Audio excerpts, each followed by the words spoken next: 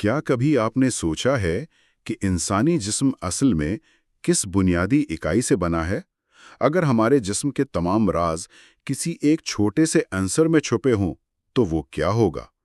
آج ہم انہی سوالات کے جواب تلاش کرنے کی کوشش کریں گے۔ یونیورسل لاجک میں خوش آمدید، جہاں ہم پیچیدہ سائنسی موضوعات کو آسان اور قابل فہم انداز میں پیش کرتے ہیں۔ اگر آپ سیکھنا چاہتے ہیں، سوچنا چاہتے ہیں اور ہر بات کو دلیل سے سمجھنا چاہتے ہیں تو چینل کو سبسکرائب کیجیے اور علم کے سفر کا آغاز کیجیے۔ آج کی اس ویڈیو میں ہم ایک نہایت اہم سائنسی کتاب پر گفتگو کریں گے۔ Book name the song of the cell, author Siddhartha Mukherjee. یہ کتاب سیل کی دریافت، سیل تھیوری کی ترقی اور جدید طب میں سیلز کی کردار کی مکمل تاریخ بیان کرتی ہے۔ یہ اس سیریز کا پہلا حصہ ہے۔ اس حصے میں ہم درج ذیل چیپٹرز پر بات کریں گے۔ Chapter prelude, the elementary particles of organisms, اور چیپٹر پارٹ 1، ڈسکوری۔ تو اس تفصیلی جائزے کا بنیادی مقصد ہی یہ سمجھنا ہے کہ کس طرح ایک چھوٹی سی اکائی کی دریافت نے ہماری زندگی، بیماریوں اور طب یعنی میڈیسن کو دیکھنے کا نظریہ مکمل طور پر بدل دیا۔ بالکل، اور اس کو سمجھنے کے لیے ہمیں تھوڑا ماضی میں جانا پڑے گا۔ مطلب دریافتوں کے اس ابتدائی دور میں، جب زندگی کے بارے میں نظریات بالکل بھی واضح نہیں تھے۔ ہاں بالکل، میرے لیے تو اس دور کا تصور کرنا بھی حیران کن ہے، جب مائکروسکوپ جیسی کوئی چیز دنیا میں نہیں تھی۔ ہم آج اتنی آسانی سے کہہ دیتے ہیں کہ ہمارا جسم سیل سے بنا ہے، لیکن اس وقت کے لوگوں کے لیے یہ سب کیسا ہوگا؟ اصل میں اس وقت زندگی کو سمجھنے کے دو بڑے نظریات تھے۔ ایک تو یہ خیال تھا کہ زندگی کسی خاص قسم کے سیال یعنی وائٹل فلوئڈ سے چلتی ہے۔ ان کا ماننا تھا کہ جسم میں کچھ مائع ہیں جن کے بہاؤ سے انسان زندہ رہتا ہے۔ اور دوسرا نظریہ وہ تھا نا اسپونٹینیس جنریشن کا۔ جی ہاں، اسپونٹینیس جنریشن، یعنی لوگوں کا سچ میں یہ ماننا تھا کہ بے جان چیزوں سے خود بخود زندگی پیدا ہو سکتی ہے۔ مطلب اگر گوشت باہر رہ گیا ہے تو اس کے اندر سے خود بخود کیڑے پیدا ہو جائیں گے؟ یہ آج ہمیں کتنا عجیب لگتا ہے۔ عجیب تو لگتا ہے، لیکن دیکھیں ان کے پاس اس کے علاوہ کوئی منطقی جواز تھا بھی نہیں۔ ان کے پاس وہ آنکھ ہی نہیں تھی جو اس خوردبینی دنیا کو دیکھ سکتی۔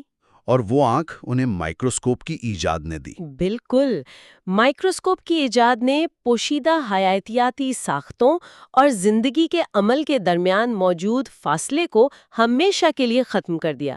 یہ محض ایک آلہ نہیں تھا، بلکہ اس نے ایک مکمل نئی دنیا کا دروازہ کھول دیا۔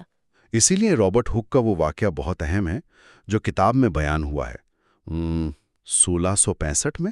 ہاں، رابرٹ ہک کی وہ مشہور دریافت، اس نے کیا کیا کہ ایک درخت کی چھال یعنی کارک کا ایک ٹکڑا لیا، ایک بہت ہی باریک ٹکڑا، اور اسے اپنی بنائی ہوئی ابتدائی خوردبین کے نیچے رکھا، اور جب اس نے اس ٹکڑے کو دیکھا تو اسے چھوٹے چھوٹے خانے نظر آئے، جیسے شہد کی مکھی کا چھتا ہوتا ہے یا پھر خانقاہوں میں راہبوں کے چھوٹے کمرے ہوتے ہیں۔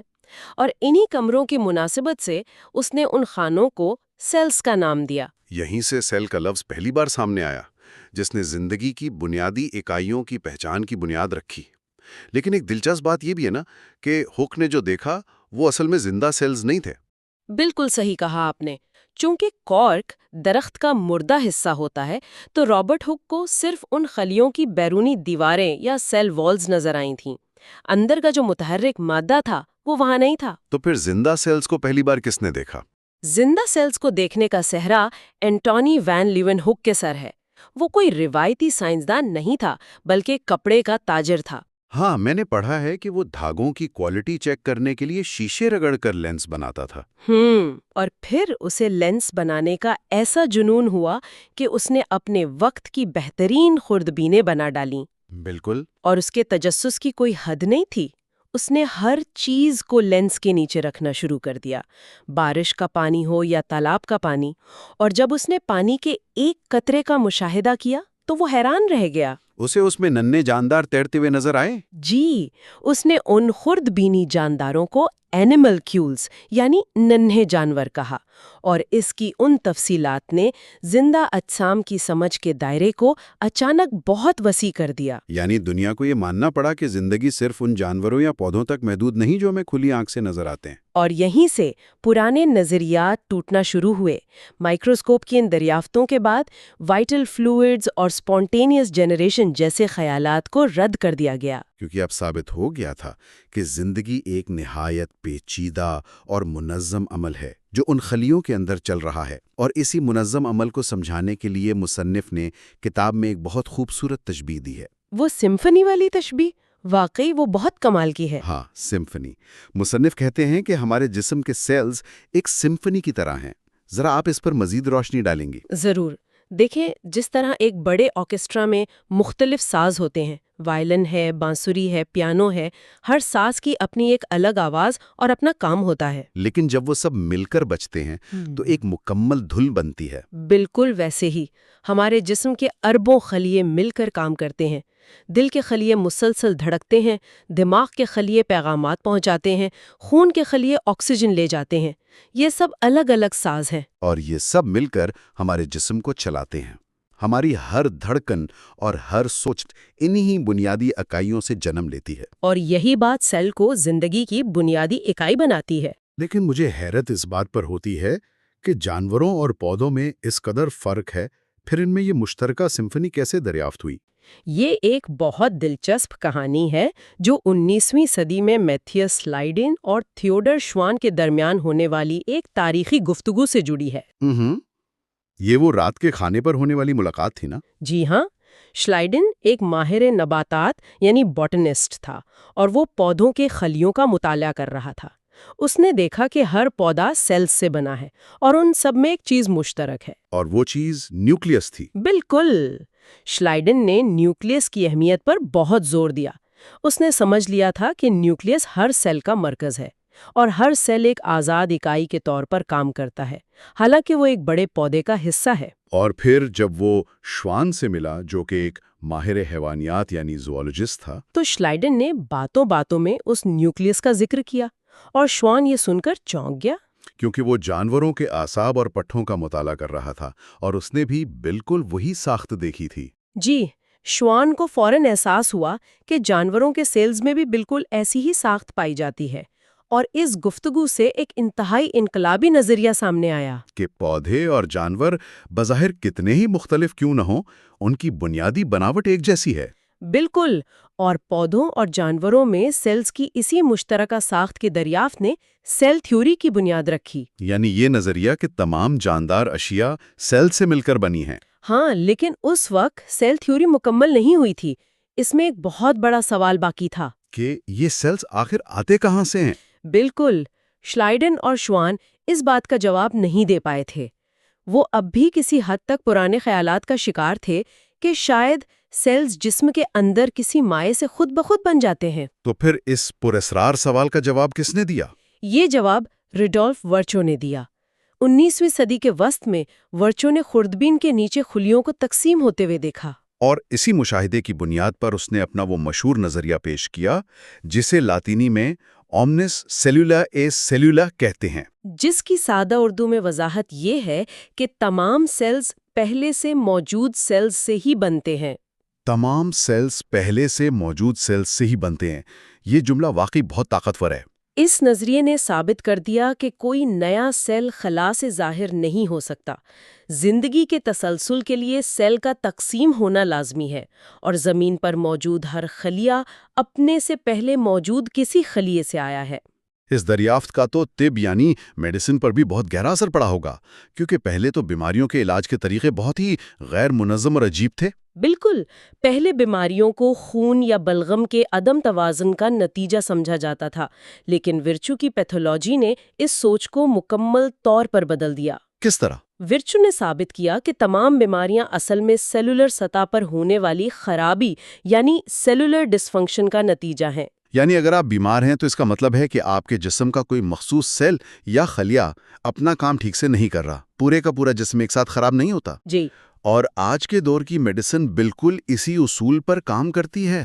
کتاب میں مصنف نے اس کی بڑی شاندار مثالیں دی ہیں، جیسے الزائمرز کی بیماری، جسے پہلے محض بڑھاپے کا پاگل پن سمجھا جاتا تھا۔ بالکل، لیکن اب ہم جانتے ہیں کہ یہ دماغ کے مخصوص خلیوں یعنی نیورونز کے اندر خرابی پیدا ہونے کا نتیجہ ہے۔ اسی طرح کووڈ-19 کی مثال لے لیں۔ کووڈ کی مثال تو سب کو سمجھ آ سکتی ہے۔ وائرس سیدھا ہمارے پھیپھڑوں کے خلیوں پر حملہ کرتا ہے، ان کے اندر داخل ہوتا ہے اور ان کی مشینری کو ہیک کر لیتا ہے۔ اور یہی سیلیولر خرابی کی سب سے واضح مثال ہے کہ ایک خلیے کی خرابی کیسے پورے انسان کو موت کے منہ تک لے جا سکتی ہے۔ اس کو سمجھانے کے لیے کتاب میں وہ ایک نیٹ ورک والی مثال بھی ہے نا، جو ایک جال کی طرح ہوتی ہے۔ ہاں، مصنف بتاتے ہیں کہ خون اور مدافعت کا نظام ایک جال یا نیٹ ورک کی طرح ہے، اور اس نیٹ ورک کی اہمیت سمجھانے کے لیے انہوں نے ایک مریضہ کا ذکر کیا ہے جسے کتاب میں MK کہا گیا ہے۔ وہ کمسن بچی جسے بار بار شدید نیمونیا ہو رہا تھا؟ جی، MK مدافعت کی شدید کمی کا شکار تھی، اور جب تحقیق کی گئی تو پتہ چلا کہ اس کے مدافعتی نظام کا ایک خصوصی خلیہ جو باقی خلیوں کو الرٹ کرتا ہے وہ کام نہیں کر رہا تھا۔ اور جال کا وہ ایک حصہ ٹوٹنے سے پورا نظام کیسے بیٹھ جاتا ہے، یہ اس کی بہترین مثال ہے۔ ایک خلیے نے کام چھوڑا اور نمونیا کے بیکٹیریا نے پورے جسم پر حملہ کر دیا۔ تو اس ساری بحث کو اگر ہم سمیٹیں تو ہمیں یہ سمجھ آتا ہے کہ سیلز صرف عمارت کی اینٹیں نہیں ہیں، بلکہ یہ خود مختار شہری ہیں جو مل کر ایک پیچیدہ معاشرہ یعنی ہمارا جسم بناتے ہیں۔ بالکل صحیح کہا۔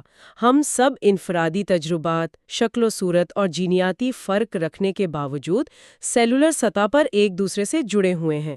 اگلے حصے میں ہم سیل کے اندرونی نظام، سیل سٹرکچر، سیل میمبرین اور سیل ڈویژن جیسے اہم موضوعات پر بات کریں گے۔ اور پروگرام ختم کرنے سے پہلے میں ایک فکری سوال آپ سب کے لیے چھوڑنا چاہوں گی۔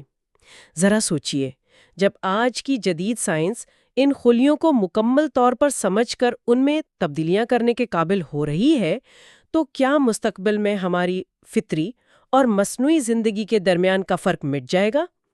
یہ وہ سوال ہے جس کا جواب آنے والا وقت ہی دے گا۔ آج ہم اپنی سیریز کے دوسرے حصے میں داخل ہو رہے ہیں۔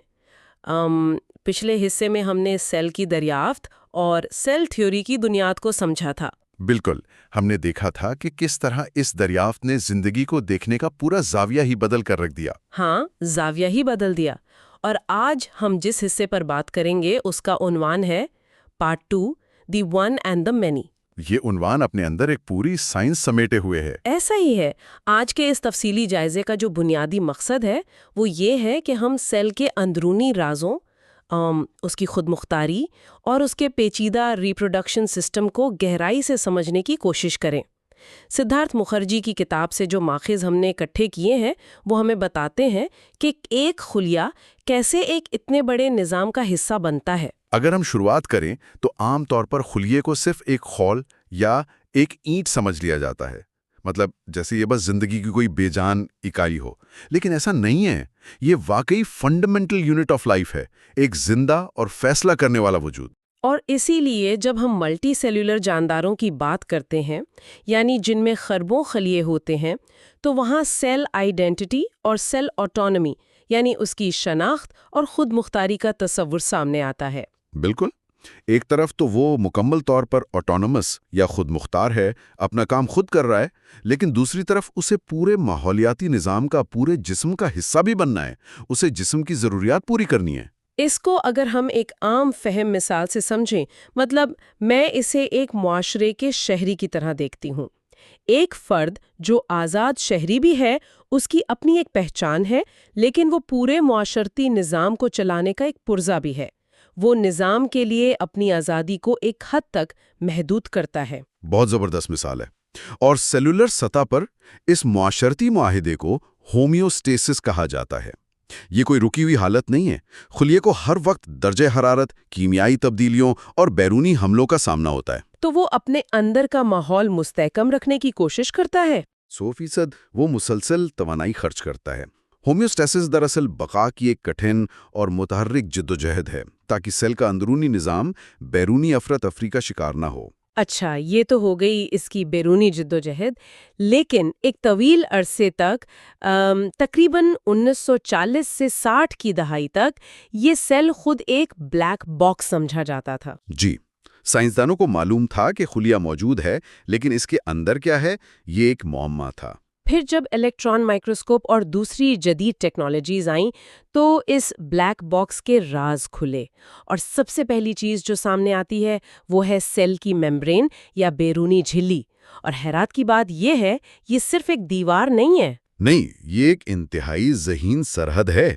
اس کو لپڈ بائی لیئر کہتے ہیں، یعنی چکنائی کی دوہری تہہ۔ یہ دراصل خلیے کی باؤنڈری ہے جو فیصلہ کرتی ہے کہ سیلف کیا ہے اور نان سیلف کیا ہے۔ یعنی وہ اپنی اور غیر کی پہچان کرتی ہے۔ بالکل، یہ غذائی اجزاء کو اندر لانے اور باہر نکالنے کا کام بھی کرتی ہے، اور سب سے اہم بات، یہ سگنلنگ میں کلیدی کردار ادا کرتی ہے۔ پڑوسی خلیوں سے آنے والے پیغامات کو پڑھنا اسی کا کام ہے۔ اور اگر ہم اس ذہین سرحد سے اندر جائیں تو پھر سائٹوپلازم آتا ہے۔ اسے اکثر صرف ایک محلول سمجھ لیا جاتا ہے، لیکن میں یہ کہوں گی کہ یہ ایک پوری فیکٹری ہے، ایک آباد شہر ہے۔ ایک ایسا شہر جس میں مختلف آرگنلز بالکل فیکٹری کے مختلف شعبوں کی طرح کام کر رہے ہیں، اور ان میں دو کا ذکر کرنا بہت ضروری ہے، ایک مائٹوکونڈریا اور دوسرا رائبوسومز۔ مائٹوکونڈریا تو وہی ہے نا جسے ہم سیل کا پاور ہاؤس کہتے ہیں؟ جی ہاں، توانائی پیدا کرنے کے لیے سب سے اہم، لیکن اس کی ارتقائی کہانی بہت دلچسپ ہے۔ بہت ہی سنسنی خیز کہانی ہے۔ ماہرین کے مطابق اربوں سال پہلے مائٹوکونڈریا ایک آزاد بیکٹیریا تھا، پھر ایک بڑے خلیے نے اسے اپنے اندر سمو لیا، اور بجائے ہضم کرنے کے ان میں ایک سمجھوتا ہو گیا۔ مطلب، تم مجھے توانائی دو، میں تمہیں تحفظ دوں گا۔ بالکل یہی، اور اس کا ثبوت یہ ہے کہ آج بھی مائٹوکونڈریا کا اپنا الگ ڈی این اے ہوتا ہے۔ یہ ایک آزاد وجود تھا جو اب ہمارے سیل کا لازمی حصہ بن چکا ہے۔ یہ حیرت انگیز ہے۔ اور پھر دوسری طرف رائبوسومز ہیں۔ عام طور پر کہا جاتا ہے کہ یہ پروٹین بناتے ہیں، لیکن اگر گہرائی میں جائیں تو دراصل یہ ٹرانسلیٹرز یعنی مترجم کے طور پر کام کر رہے ہیں۔ صحیح کہا، ہمارے ڈی این اے میں جو جینیاتی کوڈ ہوتا ہے وہ بذات خود کچھ نہیں کر سکتا۔ رائبوسومز اس کوڈ کو پڑھتے ہیں اور اسے پروٹین کی شکل میں جسمانی حقیقت میں بدل دیتے ہیں۔ ہمارے پٹھے، انزائمز سب اسی ترجمے کا نتیجہ ہے۔ اب یہاں ایک سوال پیدا ہوتا ہے، ایک خلیہ اتنی مہارت سے چل رہا ہے، لیکن اسے اپنی نسل بھی تو آگے بڑھانی ہے، اپنا وجود برقرار رکھنا ہے۔ یہاں سے سیل ریپروڈکشن میکانزم شروع ہوتا ہے۔ جی، خلیوں کی افزائش اور تقسیم، اس کے دو بنیادی طریقے ہیں، مائٹوسس اور میوسس۔ دونوں کا مقصد اور فلسفہ بالکل مختلف ہے۔ تو اگر ہم پہلے مائٹوسس کی بات کریں تو یہ بنیادی طور پر جسم کی نشو و نما اور مرمت کا عمل ہے، ٹھیک ہے؟ جی، اور اس میں ہوتا یہ ہے کہ ایک خلیہ تقسیم ہو کر بالکل ایک جیسے آئیڈینٹیکل ڈاٹر سیلز بناتا ہے، یعنی یہ تسلسل برقرار رکھنے کا طریقہ ہے۔ جو شناخت پہلے خلیے کی تھی وہی کاپی ہو کر دوسرے میں چلی گئی۔ اور اس کے برعکس میوسس جو ہے وہ ریپروڈکشن یا تولید کا عمل ہے۔ ہاں، میوسس تنوع لانے کے لیے ہے۔ اس میں نئے بننے والے سیلز جنہیں گیمیٹس کہتے ہیں، ان میں کروموزومز کی تعداد آدھی رہ جاتی ہے، تاکہ جب دو مختلف خلیے ملے تو ایک نیا اور منفرد جاندار وجود میں آئے۔ لیکن یہ سارا عمل، مطلب کھربوں خلیے روزانہ تقسیم ہو رہے ہیں، ڈی این اے کاپی ہو رہا ہے، اس میں تو غلطی کی بہت گنجائش ہے۔ یہی تو قدرت کا کمال ہے۔ اس پورے سیل سائیکل کے دوران بہت سخت قسم کے سیلولر چیک پوائنٹس موجود ہوتے ہیں۔ میں ان چیک پوائنٹس کے بارے میں پڑھ رہی تھی، یہ واقعی کسی ہائی سیکیورٹی بارڈر کی طرح کام کرتے ہیں، کوالٹی کنٹرول کے لیے۔ خرابی تو نہیں آ گئی، اور اگر کوئی خرابی ہو تو میوٹیشن پریونشن میکینزم فوراً ایکشن میں آتے ہیں۔ اور اس پورے عمل کو کنٹرول کون کرتا ہے؟ اس کے لیے خاص ریگولیٹرز ہوتے ہیں جنہیں سائیکلن اور سی ڈی کیز کہا جاتا ہے۔ یہ اس بات کو یقینی بناتے ہیں کہ اگر کوئی ناقابل مرمت خرابی ہو تو سیل کو تقسیم ہونے سے روک دیا جائے۔ اور پھر سیل کو ایک طرح سے خودکشی کا حکم دے دیا جاتا ہے؟ جی، جسے ایپوپٹوسس کہتے ہیں، پورے نظام کو بچانے کے لیے ایک سیل کی قربانی۔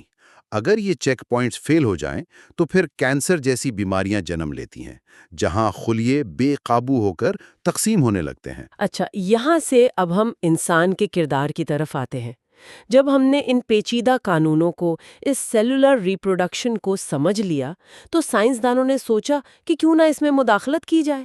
یہیں سے میڈیکلی اسسٹڈ ریپروڈکشن کی ابتدا ہوتی ہے۔ ایک بہت ہی انقلابی دور، جب خلیوں کی افزائش کو انسانی جسم سے نکال کر لیبارٹری تک لایا گیا، جس کی سب سے بڑی اور مشہور مثال ان وٹرو فرٹیلائزیشن یا IVF ہے۔ میں سمجھتی ہوں کہ یہ سیلولر تھراپی میں ایک بہت بڑی پیش رفت تھی۔ اس کے پیچھے رابرٹ ایڈورڈز اور پیٹرک سٹیپٹو کی دہائیوں کی محنت تھی۔ سٹیپٹو جراحی کے ذریعے بیضے نکالتے تھے اور ایڈورڈز انہیں لیبارٹری میں فرٹیلائز کرتے تھے۔ اور ہمیں لینڈرم شیٹلز کو بھی نہیں بھولنا چاہیے۔ انہوں نے بھی خلیاتی افزائش کو لیب میں کرنے کی بہت کوششیں کی، اگرچہ ان کو شدید معاشرتی اور ادارہ جاتی مزاحمت کا سامنا کرنا پڑا۔ ہاں، 1978 میں جب پہلی IVF بچی پیدا ہوئی تو وہ محض ایک تجربہ نہیں تھا، وہ انسان کا خلیوں کے ساتھ، مطلب زندگی کے بنیادی جز کے ساتھ براہ راست کھیل تھا، پلینگ ود لائف۔ اور جب ہم زندگی کے ساتھ ایسے کھیلتے ہیں تو پھر بہت سے اخلاقی سوالات، ایتھیکل کویسچنز کھڑے ہو جاتے ہیں۔ یہاں کریٹیکل تھنکنگ بہت ضروری ہو جاتی ہے۔ کیونکہ اب تو ہم انسانی ایمبریوز میں جینیاتی ترمیم یا ایڈیٹنگ کے قابل بھی ہو رہے ہیں۔ بالکل، اور سوال یہ ہے کہ جب ہم انسانی بلو پرنٹ کو تبدیل کرنے لگیں گے تو اس کے مستقبل پر کیا اثرات ہوں گے؟ ہم بیماریاں تو ختم کر لیں گے، لیکن کیا ہم انسان کی بنیادی فطرت کو بھی بدل دیں گے؟ ہم ان ماخذات کی روشنی میں بس یہ سوالات سامنے رکھ سکتے ہیں، کوئی حتمی فیصلہ نہیں سنا سکتے۔ یہ سوال واقعی غور طلب ہے۔ اگر ہم آج کی اس پوری گفتگو کا نچوڑ نکالیں تو ہم نے دیکھا کہ ایک ننھے خلیے کی خود مختاری کیا ہے، اس کے اندر موجود لپڈ بائی لیئر، مائٹوکونڈریا اور رائبوزومز کا نظام کتنا پیچیدہ ہے، اور پھر سیل سائیکل کے سخت قانون جو ہماری مجموعی صحت اور بیماری کا تعین کرتے ہیں۔ اور یہی سیلولر نظام ہماری بقا کی ضمانت بھی ہے، اور اب ہماری سائنسی مداخلت کا مرکز بھی۔ ہم نے دیکھا کہ ایک خلیہ کیسے پورے ماحولیاتی نظام کے لیے کام کرتا ہے۔ واقعی، اور یہ سلسلہ ابھی رکے گا نہیں۔ اگلے حصے میں ہم ایک انتہائی دلچسپ موضوع پر بات کریں گے، blood as a cellular system اور امیون سسٹم کی حیرت انگیز دنیا۔ وہ بھی ایک زبردست موضوع ہونے والا ہے۔ لیکن پروگرام ختم کرنے سے پہلے ایک انتہائی چونکا دینے والا سوال، ایک پروووکیٹو تھاٹ جس پر سب کو غور کرنا چاہیے۔ آج ہم نے مائٹوسس اور سیلز کے مسلسل بننے اور مرنے پر بات کی۔ ہمارا جسم مسلسل نئے خلیے بنا رہا ہے، ہماری جلد، معدہ، ہڈیاں، سب کچھ ایک خاص سائیکل کے تحت بدل رہا ہے۔ تو سوال یہ ہے کہ اگر 10 سال میں ہمارے جسم کے تمام پرانے خلیے مر جاتے ہیں اور ان کی جگہ نئے خلیے لے لیتے ہیں، تو کیا 10 سال گزرنے کے بعد ہم جسمانی طور پر بالکل وہی انسان رہتے ہیں جو ہم پہلے تھے؟ اگر ایک عمارت کی ہر اینٹ وقت کے ساتھ بدل دی جائے تو کیا وہ عمارت واقعی وہی پرانی عمارت کہلاتی ہے؟ اس حیرت انگیز تصور پر غور کیجیے گا۔ یہ ہماری سیریز کا تیسرا حصہ ہے۔ آج ہم بات کریں گے پارٹ 3، بلڈ۔ بالکل۔ آج کی اس تفصیلی گفتگو کا مشن سدھارتھ مکھرجی کی مشہور کتاب دی سانگ آف دی سیل کے ذرائع کی روشنی میں خون کی اس پیچیدہ، پراسرار اور حیران انگیز دنیا کا گہرا مطالعہ کرنا ہے۔ صحیح، اور یہ واقعی ایک بہت گہرا موضوع ہے۔ ایسا ہی ہے۔ ہم عام طور پر خون کو ایک سادہ سا سرخ مائع سمجھتے ہیں جو رگوں میں بہتا ہے، مطلب کہیں کٹ لگ گیا تو خون نکل آیا۔ لیکن آج کا ہمارا ہدف اس روایتی سوچ سے آگے نکلنا ہے۔ بالکل، ہمیں ذرا بڑی تصویر دیکھنی ہے۔ ہاں، ہمیں یہ سمجھنا ہے کہ ارتقائی عمل کے دوران خلیات نے تنہا اور الگ تھلگ رہنے کے بجائے ایک ساتھ مل کر کام کرنے کا فیصلہ کیوں کیا، اور کس طرح خون اس شاندار باہمی تعاون کا، مطلب اس سیلولر ڈسپلن کا سب سے بہترین اور طاقتور نمونہ بن کر ابھرا۔ اچھا، اگر ہم سدھارتھ مکھرجی کی تحقیق کو دیکھیں ہاں، تو وہ ہمیں بالکل ایک نئے زاویے سے سوچنے پر مجبور کرتی ہیں۔ کس طرح؟ دیکھیں، سیلولر بائیولوجی کے ذرائع یہ واضح کرتے ہیں کہ خون محض ایک فلوئڈ یا مائع نہیں ہے جسے دل پمپ کر رہا ہے۔ در حقیقت یہ معلومات کی ترسیل، رابطے اور دفاع کا ایک بے حد طاقتور اور منظم نیٹ ورک ہے۔ یعنی ایک جیتا جاگتا سسٹم ہے۔ بالکل، ہم اسے ایک ایسا چلتا پھرتا اور بہتا ہوا اعضا یا آرگن کہہ سکتے ہیں جس نے پورے جسم کو ایک مربوط اکائی کے طور پر جوڑ کر رکھا ہوا ہے۔ واہ، بہتا ہوا اعضا، یہ بہت زبردست اصطلاح ہے نا؟ اگر یہ نیٹ ورک نہ ہو تو جسم کے مختلف حصوں میں موجود اربوں خلیات مکمل طور پر اندھے اور بہرے ہو جائیں۔ انہیں کچھ پتہ نہیں چلے گا کہ جسم کے دوسرے حصے میں کیا ہو رہا ہے۔ یہ بات واقعی حیران کن ہے، اور اس بات کو اگر ارتقائی تناظر میں دیکھا جائے، مطلب ایوولوشن کے لحاظ سے، تو یہ زمین پر زندگی کی تاریخ کی سب سے بڑی اور ڈرامائی تبدیلیوں میں سے ایک ہے۔ کوئی شک نہیں۔ میرا مطلب ہے اربوں سال پہلے زندگی صرف ایک خلیے یعنی سنگل سیلڈ جانداروں پر مشتمل تھی۔ وہ تنہا خلیہ ہی اپنی پوری کائنات تھا۔ وہ اکیلا ہی سب کچھ کر رہا تھا۔ بالکل، وہ خوراک بھی خود تلاش کرتا تھا، دفاع بھی خود کرتا اور اپنی تقسیم بھی خود کرتا تھا۔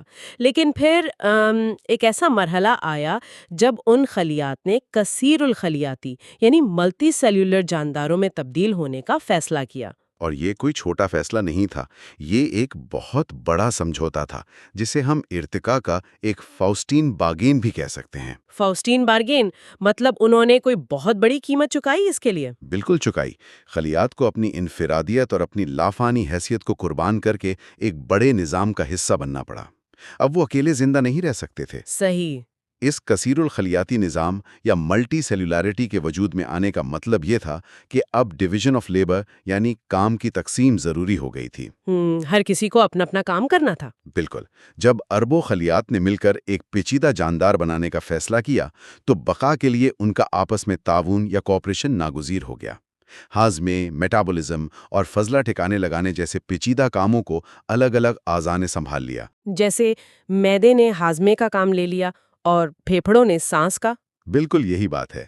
لیکن اب مسئلہ یہ تھا کہ ایک عضو کے خلیات کو دوسرے عضو کے خلیات تک خوراک، آکسیجن اور پیغامات پہنچانے کے لیے ایک انتہائی مؤثر سپلائی چین کی ضرورت تھی۔ اور خون نے اسی سپلائی چین اور کمیونیکیشن ہائی وے کا کردار ادا کیا۔ 100%۔ خون کو ہم ایک انتہائی تیز رفتار لاجسٹکس نیٹ ورک کے طور پر دیکھ سکتے ہیں۔ یہ جسم کے ایک حصے کی معلومات، ہارمونل سگنلز اور غذائیت دوسرے حصے تک سیکنڈوں میں پہنچاتا ہے۔ اور یہی اس کا سب سے بڑا کمال ہے۔ اچھا، جب ہم اس نیٹ ورک کے بنیادی اجزاء مطلب بلڈ کمپوننٹس کی بات کرتے ہیں تو یہ حیرت انگیز تخصیص یا اسپیشلائزیشن ہمیں ریڈ بلڈ سیلز میں سب سے زیادہ واضح نظر آتی ہے۔ بالکل، سرخ خلیات کی کہانی تو بہت ہی دلچسپ ہے۔ مجھے بھی یہی لگا جب میں ذرائع کا مطالعہ کر رہی تھی۔ ان کا بنیادی کام آکسیجن ٹرانسپورٹ ہے۔ لیکن جو بات مجھے سب سے زیادہ حیران کن لگی وہ یہ ہے کہ زیادہ سے زیادہ آکسیجن لے جانے کے لیے ریڈ بلڈ سیلز بلوغت تک پہنچتے ہی اپنے اندر سے نیوکلیس اور دیگر اہم حصوں کو باہر نکال پھینکتے ہیں۔ ہاں، وہ اپنا دماغ ہی ایک طرح سے نکال دیتے ہیں۔ بالکل، وہ خود کو محض ہیموگلوبن کے تھیلوں میں تبدیل کر لیتے ہیں تاکہ جسم کے ہر کونے تک آکسیجن کی فراہمی میں کوئی رکاوٹ نہ آئے۔ مطلب کوئی ایکسٹرا سامان نہیں، بس آکسیجن کے لیے جگہ بنانی ہے۔ خلیات کی یہ قربانی واقعی بے مثال ہے۔ وہ اپنے جینز کو آگے بڑھانے کی صلاحیت ترک کر دیتے ہیں تاکہ پورا جسم سانس لے سکے۔ واہ! اور اسی خون کے اندر صرف سپلائی کا کام نہیں ہو رہا، بلکہ وائٹ بلڈ سیلز کی صورت میں مدافعتی دفاع یعنی امیون ڈیفنس کا ایک مکمل اور خود مختار نظام بھی موجود ہے۔ یعنی ہماری باقاعدہ آرمی؟ بالکل، یہ ہمارے جسم کی باقاعدہ فوج ہیں جو خون کی نالیوں میں ہر وقت گشت کرتے رہتے ہیں۔ ان میں بھی مختلف درجے اور خصوصیات ہوتی ہیں۔ جیسے فوج میں الگ الگ یونٹس ہوتے ہیں۔ بالکل ویسے ہی۔ کچھ وائٹ بلڈ سیلز پیدائشی مدافعتی نظام یا انیٹ امیون سسٹم کا حصہ ہوتے ہیں جو کسی بھی بیرونی حملہ آور پر فوری طور پر حملہ کرتے ہیں۔ مطلب وہ زیادہ سوچتے نہیں ہیں، بس مارتے ہیں۔ جبکہ کچھ کا کام انتہائی مخصوص اور ٹارگیٹڈ ہوتا ہے۔ اس پر ہم آگے چل کر مزید گہرائی میں بات کریں گے، لیکن پہلے ایک اور اہم جز کی بات کر لیتے ہیں، پلیٹلیٹس۔ ہاں، پلیٹلیٹس کو اکثر لوگ نظر انداز کر دیتے ہیں۔ بالکل، حالانکہ خون کے اس پیچیدہ نظام میں پلیٹلیٹس کا کردار کسی سے کم نہیں۔ ان کا کام انجری ریسپانس یعنی چوٹ لگنے کی صورت میں خون کو بہنے سے روکنا ہے۔ ہم عام طور پر اسے محض خون جمنے کا ایک سادہ سا عمل سمجھتے ہیں کہ بس کھرن بن گیا۔ لیکن یہ اتنا سادہ ہے نہیں۔ جی بالکل، حیاتیاتی سطح پر یہ کلوٹنگ کیسکیڈ ایک انتہائی پیچیدہ اور تیز رفتار رد عمل ہے۔ جیسے ہی خون کی نالی کو نقصان پہنچتا ہے، پلیٹلیٹس وہاں جمع ہو کر فائبرن نامی پروٹین کا ایک مضبوط جال یا فائبرن میش بننا شروع کر دیتے ہیں۔ ایک طرح کی دیوار کھڑی کر دیتے ہیں۔ بالکل، یہ جال خون کے سرخ خلیات کو الجھا کر ایک رکاوٹ کھڑی کر دیتا ہے، اور ذرائع کے مطابق اگر یہ عمل ذرا سا بھی غیر متوازن ہو جائے تو یا تو انسان کا سارا خون بہہ جائے گا یا پھر رگوں کے اندر ہی بلا وجہ خون جمنا شروع ہو جائے گا، جس سے ہارٹ اٹیک یا فالج کا خطرہ پیدا ہوتا ہے۔ اور یہی وہ نازک کیمسٹری ہے جس نے ابتدائی دور کے سائنسدانوں کو بہت پریشان کیا۔ ہاں، میں نے پڑھا کہ شروع میں خون چڑھانے کے تجربات کتنے خطرناک تھے۔ جی، 17ویں اور 18ویں صدی میں جانوروں کا خون انسانوں کو چڑھانے کے جو ابتدائی تجربات کیے گئے وہ اسی لیے ناکام ہوئے اور ان میں اموات ہوئیں کیونکہ اس وقت سائنسدان خون کے ان اجزاء اور ان کی پیچیدگیوں سے ناواقف تھے۔ انہیں لگتا تھا خون بس ایک مایا ہے، کسی کا بھی ڈال دو۔ بالکل۔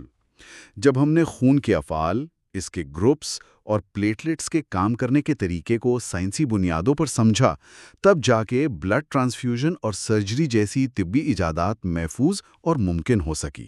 صحیح۔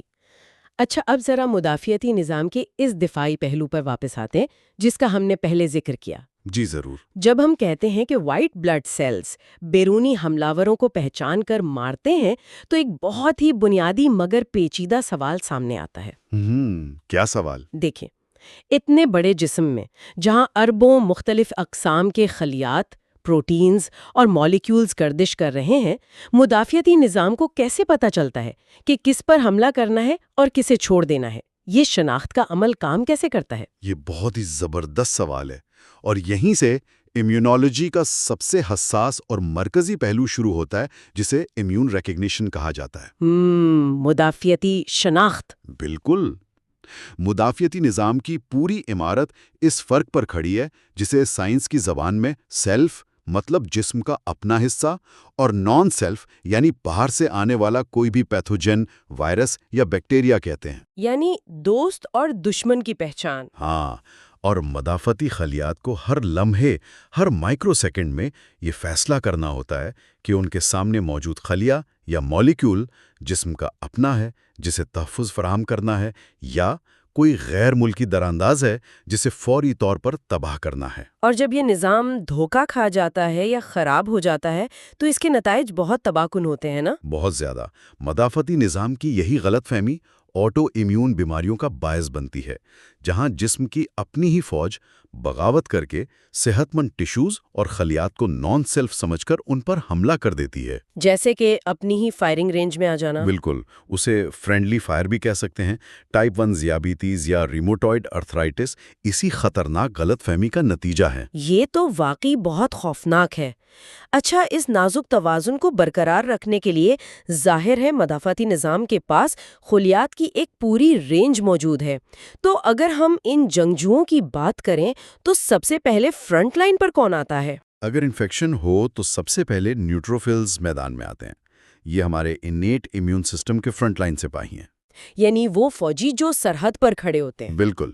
جیسے ہی جسم کے کسی حصے میں انفیکشن ہوتا ہے، نیوٹروفلز سب سے پہلے وہاں پہنچ کر ان بیکٹیریا کو حرفی معنوں میں نگلنا اور ہضم کرنا شروع کر دیتے ہیں۔ جیسے ہی وہ پرانا ویڈیو گیم تھا نا پیک مین، بالکل ویسے ہی۔ بالکل پیک مین کی طرح۔ ان کا کام فوری، تیز اور کسی حد تک اندھا دھند ہوتا ہے۔ وہ زیادہ تفتیش نہیں کرتے، بس مارنا شروع کر دیتے ہیں۔ اور ان کے اس ابتدائی حملے کے بعد کیا ہوتا ہے؟ اس کے بعد مدافعتی نظام کے وہ خلیات متحرک ہوتے ہیں جو بہت زیادہ نفیس اور مخصوص ہوتے ہیں، یعنی ٹی سیلز۔ ٹی سیلز، یہ نام ہم نے حالیہ برسوں میں بہت سنا ہے۔ جی، یہ وہ ایلیٹ فورس ہے جو اس وقت کارروائی کرتی ہے جب وائرس خلیات کے اندر گھس کر چھپ جاتے ہیں۔ اب دیکھیں، ایک خلیے کے اندر کیا چل رہا ہے، یہ باہر سے تو نظر نہیں آتا۔ بالکل، خلیہ تو باہر سے نارمل لگ سکتا ہے۔ تو پھر ٹی سیلز یہ پتہ لگانے کے لیے کہ کون سا خلیہ وائرس کا شکار ہو چکا ہے، ایک انتہائی شاندار میکینزم استعمال کرتے ہیں جو MHC مالیکیولز پر مبنی ہے۔ MHC class 1 molecules. یہ MHC مالیکیولز کیا ہوتے ہیں؟ میں نے اس کے بارے میں پڑھ تو رہی تھی، لیکن یہ تھوڑا سا تکنیکی لگا مجھے۔ میں اسے آسان کرتا ہوں۔ MHC مالیکیولز کا یہ نظام دراصل ارتقاء کا ایک شاہکار ہے۔ جسم کا تقریباً ہر خلیہ اپنے اندر موجود پروٹینز کو چھوٹے چھوٹے ٹکڑوں میں کاٹ کر، جنہیں پیپٹائڈز کہتے ہیں، उन्हें इन MHC मॉलिक्यूल्स के जरिए अपनी बैरूनी सतह पर पेश करता रहता है। जैसे दुकान के बाहर एक डिस्प्ले विंडो होती है कि अंदर क्या बिक रहा है। क्या कमाल की मिसाल दी है आपने, बिल्कुल डिस्प्ले विंडो की तरह। ये एक तरह की मुसलसल सिक्योरिटी चेकिंग है। टी सेल्स पूरे जिस्म में घूमते हुए इन MHC मॉलिक्यूल्स को चेक करते हैं।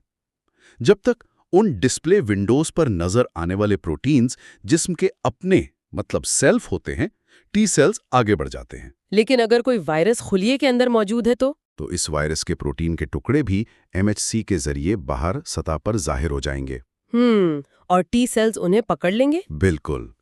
जैसे ही टी सेल को इस MHC पर किसी वायरस का नॉन सेल्फ प्रोटीन नजर आता है, वो फौरन उस मुतासरा खलिए के साथ जुड़कर उसे तबाह करने के लिए जहरीले केमिकल्स खारिज कर देता है, ताकि वायरस जिस्म के दीगर खुलियात तक न फैल सके। बिल्कुल।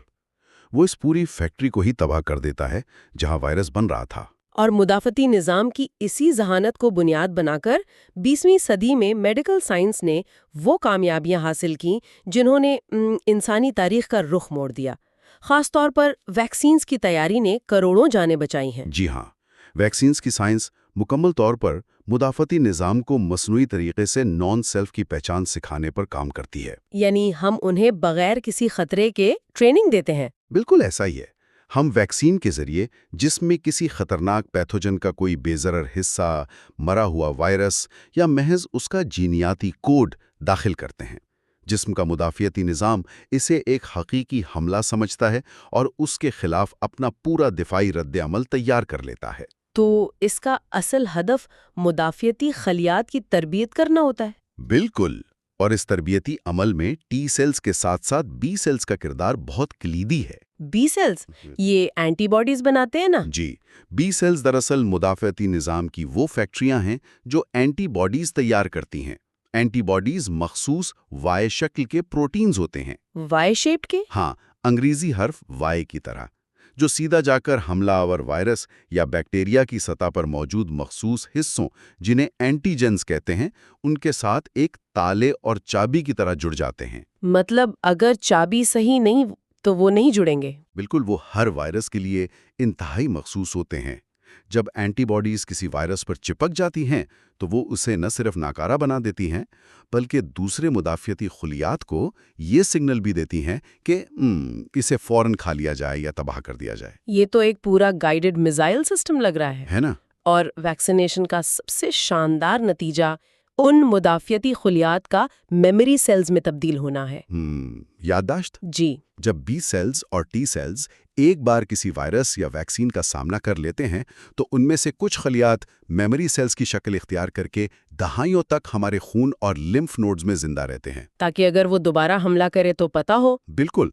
मुस्तकबिल में अगर वो असली और खतरनाक वायरस जिस्म पर हमलावर हो तो ये मेमोरी सेल्स उसे फौरन पहचान लेते हैं और उससे पहले कि हमें बीमारी की अलामात भी महसूस हों, एंटीबॉडीज की एक पूरी फौज तैयार करके इस हमले को नाकाम बना देते हैं। मुदाफ़ती निज़ाम की ये याददाश्त, इसकी ये तेज़ी और इसका ये दिफाई मैकेनिज़्म बज़ाहिर नाकाबिले तस्खीर लगता है कि हम तो बिल्कुल महफूज है। हाँ, बज़ाहिर ऐसा ही लगता है। लेकिन यहाँ से किताब का वो हिस्सा शुरू होता है जो हमें एक इंतहाई तशवीशनाक हकीकत की तरफ ले जाता है। कैंसर। बिल्कुल। अगर हमारा मुदाफ़ती निज़ाम इतना चौकन्ना है कि वो किसी भी गैर मामूली खुलिये को देखते ही मार देता है, तो फिर कैंसर कैसे जिस्म में पनपता है? कैंसर के खुलियात इस ज़बरदस्त सिक्योरिटी सिस्टम को धोखा देने में कैसे कामयाब हो जाते हैं? मैं इस हिस्से को पढ़कर वाकई सोच में पड़ गई थी। ये बहुत ही परेशान कुन सवाल रहा है साइंसदानों के लिए भी। देखें, कैंसर की कामयाबी का राज उसकी खूनिया बैरूनी होने में नहीं, बल्कि उसके अपना होने में है। अपना होने में मतलब वो सेल्फ है? बिल्कुल। कैंसर के खुलियात हमारे अपने ही खुलियात होते हैं जिनके डीएनए में म्यूटेशंस आ चुकी होती हैं। चूंकि उनकी शुरुआत सेल्फ से होती है, इसलिए मुदाफ़ती निज़ाम इब्तिदाई तौर पर उन पर शक नहीं करता। ओह, तो वो उन्हें अपना ही समझकर छोड़ देता है? बिल्कुल। लेकिन जब वो तेजी से तकसीम होने लगते हैं और गैर मामूली प्रोटीन्स बनाने लगते हैं तो टी सेल्स उन्हें मारने की कोशिश करते हैं। और यहीं पर कैंसर एक इंतहाई चालाक हिकमत अमली अपनाता है जिसे कैंसर इम्यून इवेजन कहते हैं। यानी मुदाफ़ती निज़ाम से बच निकलना। वो ये कैसे करता है? اس عمل میں کینسر کے خلیات جسم کے اپنے مدافعتی چیک پوائنٹس کا غلط استعمال کرتے ہیں۔ قدرت نے ہمارے مدافعتی نظام میں کچھ بریکس رکھے ہیں تاکہ ٹی سیلز ضرورت سے زیادہ ایکٹیو ہو کر صحت مند اعضاء کو نقصان نہ پہنچائیں۔ مطلب اگر بریک نہ ہو تو وہی آٹو امیون بیماری ہو جائے گی جس کا ہم نے ذکر کیا۔ 100% درست۔ ان بریکس میں PD-1 اور PDL-1 نامی پروٹینز شامل ہیں۔ کینسر کے خلیات اپنے اوپر بہت زیادہ مقدار میں PDL-1 پروٹین ظاہر کرنا شروع کر دیتے ہیں۔ تو یہ PDL-1 پروٹین کیا پیغام دیتا ہے گی سیلز کو؟ یہ پروٹین مدافعتی نظام کے لیے ایک ڈو ناٹ ایٹ می یا مجھ پر حملہ مت کرو کا سگنل ہوتا ہے۔ جب ایک جارحانہ ٹی سیل کینسر کے خلیے کو مارنے کے لیے اس کے قریب آتا ہے تو کینسر کا خلیہ اس کے ساتھ ایک طرح کا سیکرٹ ہینڈ شیک کرتا ہے۔ ایک خفیہ ہاتھ؟ بالکل، یہ ہینڈ شیک ٹی سیل کے بریکس دبا دیتا ہے، اسے مفلوج کر دیتا ہے اور وہ کینسر کو نظر انداز کر کے آگے بڑھ جاتا ہے۔ واہ، یہ تو بہت ہی خوفناک حد تک چالاک طریقہ ہے۔ ہاں، اور کینسر کی اس چالاکی کی وجہ سے ٹیومر مدافعتی نظام کے بالکل سامنے اس کی نظروں کے نیچے بلا روک ٹوک پھیلتا رہتا ہے۔ اور اسی لیے دہائیوں تک سائنسدان کینسر کے اس پوشیدہ میکینزم کو سمجھنے سے قاصر رہے۔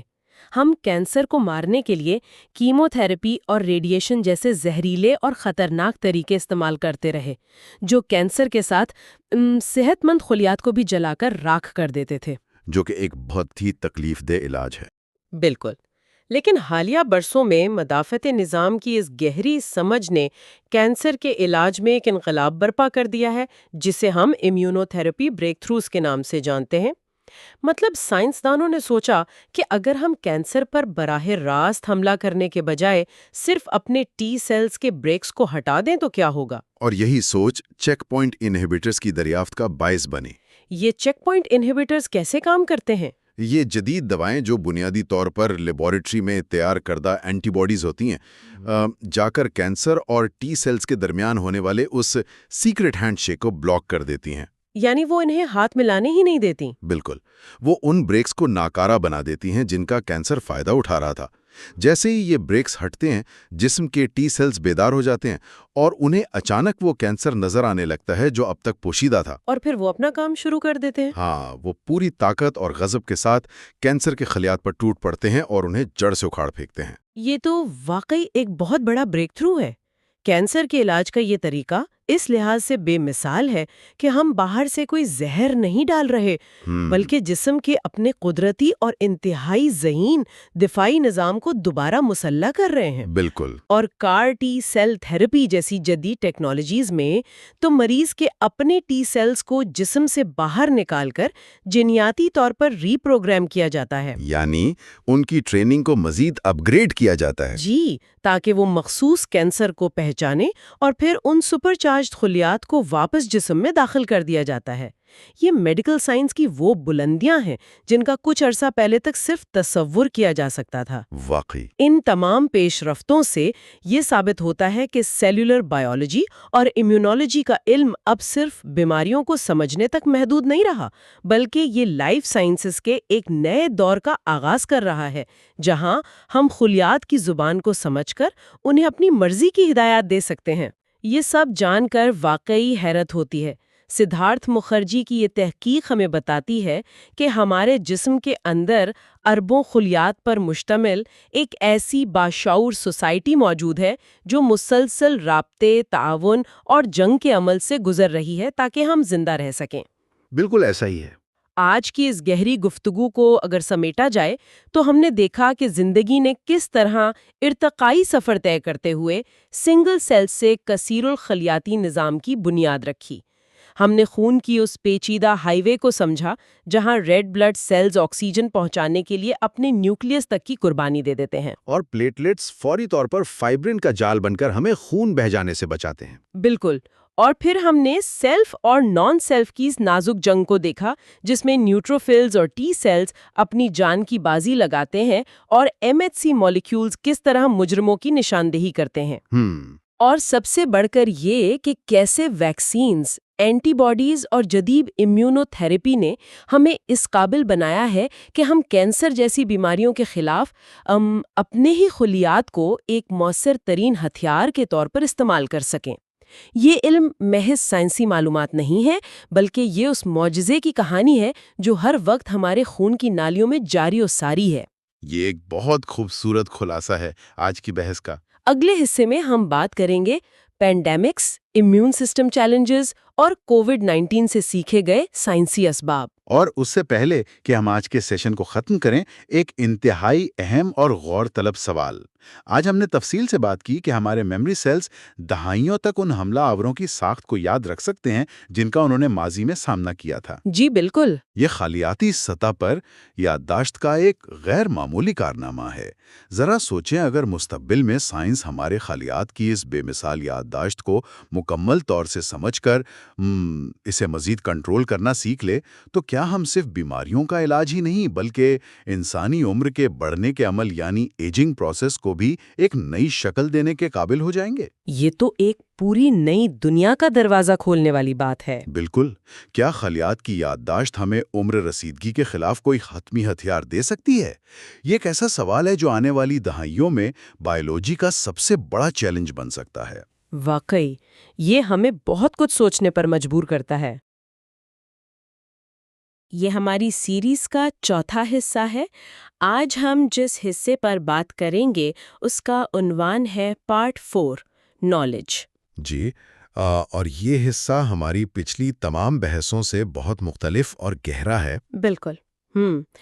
اس گہری گفتگو میں ہم سب کا خیر مقدم کرتے ہیں۔ آج کا ہمارا جو بنیادی مشن ہے وہ دراصل سدھارتھ مکھرجی کی کتاب دی سانگ آف دا سیل کے ایک بہت ہی اہم باب کو سمجھنا ہے، جس میں ہم دیکھیں گے کہ کس طرح ایک انتہائی چھوٹے وائرس نے ایک مائکروسکوپک وائرس نے بالکل اسی نے انسانی مدافع کی نظام یعنی ہمارے امیون سسٹم کے بارے میں ہمارے سارے علم کو چیلنج کیا، اور ہمیں یہ سکھایا کہ ہم انسان اپنی تمام تر سائنسی ترقی کے باوجود ابھی تک اپنے ہی خلیوں یا سیلز کے بارے میں کتنا کم جانتے ہیں۔ مطلب یہ ایک بہت بڑا ریالٹی چیک تھا۔ یہ ریالٹی چیک واقعی بہت ضروری تھا، اور اگر ہم اس بات کی گہرائی میں جائیں تو مصنف ہمیں کتاب کے آغاز میں ہی تھوڑا ماضی میں لے جاتے ہیں۔ جی، وہ فلورنس میں پھیلنے والے طاعون کا ذکر کرتے ہیں، جی، جو 14ویں صدی کا دور تھا جب بلیک ڈیتھ پھیلی تھی۔ فلورنس کی وہ گلیاں جو بالکل سنسان ہو گئی تھیں اور کسی کو کچھ سمجھ نہیں آ رہا تھا۔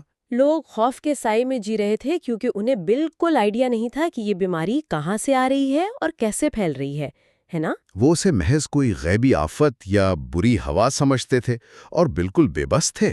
اس وقت علم بہت محدود تھا۔ لیکن حیرت کی بات یہ ہے کہ 2020 کی شروعات میں ہم انسان اپنے میڈیکل نالج پر بہت زیادہ پر اعتماد تھے۔ مطلب ہمیں لگتا تھا کہ ہم سب جانتے ہیں۔ ہم نے سوچا تھا کہ ہم نے بائیولوجی کو پوری طرح سمجھ لیا ہے۔ ٹی سیلز کی دریافتوں پر نوبل انعامات مل رہے تھے۔ ہاں، میڈیکل کمیونٹی میں ایک اطمینان تھا کہ ہم نے بیماریوں کو خاص طور پر سیلولر لیول پر ڈیکوڈ کر لیا ہے۔ لیکن اگر ہم اسے بڑی تصویر کے ساتھ جوڑ کر دیکھیں تو یہ خاموشی بڑی بھیانک طریقے سے ٹوٹی۔ 19 جنوری 2020 کو امریکہ میں پہلا کیس سامنے آیا۔ سارس کووڈ-2 کا وہ پہلا کیس جس نے دنیا کو ہلا کر رکھ دیا۔ اور پھر محض 2 سال کے مختصر عرصے میں تقریباً 450 ملین یعنی 45 کروڑ لوگ متاثر ہوئے۔ یہ تعداد واقعی خوفناک ہے، اور سب سے زیادہ تکلیف دہ بات یہ تھی کہ تقریباً 6 ملین یا 60 لاکھ اموات ہوئیں۔ دنیا کے وہ ممالک جنہیں اپنے ہیلتھ کیئر انفراسٹرکچر پر سب سے زیادہ فخر تھا، وہ سب سے زیادہ بے بس نظر آئیں۔ کتاب میں مصنف نے جو ذاتی مشاہدات شیئر کیے ہیں وہ ان اعداد و شمار کو ایک انسانی شکل دیتے ہیں، خاص طور پر اسپتالوں کا بھر جانا، ڈاکٹروں اور نرسوں کی شدید تھکاوٹ اور برن آؤٹ کا جو قریب سے ذکر کیا گیا ہے۔ اور جو بھارت میں دوسری لہر آئی تھی وہ تو بہت ہی تباہ کن تھی۔ مطلب جب آکسیجن سلنڈرز کے لیے لوگ سڑکوں پر خوار ہو رہے تھے، اسپتالوں کے باہر ایمبولینسز کی لائنیں لگی تھیں اور قبرستانوں میں جگہ ختم ہو گئی تھی۔ یہ سب ہمیں بتاتا ہے کہ یہ صرف ایک طبی بحران نہیں تھا، بلکہ جب نیچر اپنے طریقے سے حملہ کرتی ہے تو ہماری ٹیکنالوجی کتنی کھوکھلی ثابت ہوتی ہے۔ یہ ہمارے ان تمام سائنسی دعووں کی حقیقت بیان کر رہا تھا جن پر ہم فخر کرتے تھے۔ چلیں اس بات کو تھوڑا تفصیل سے سمجھتے ہیں کہ آخر اس مخصوص وائرس میں ایسا کیا تھا جس نے ٹاپ سائنسدانوں کو اتنا پریشان کر دیا۔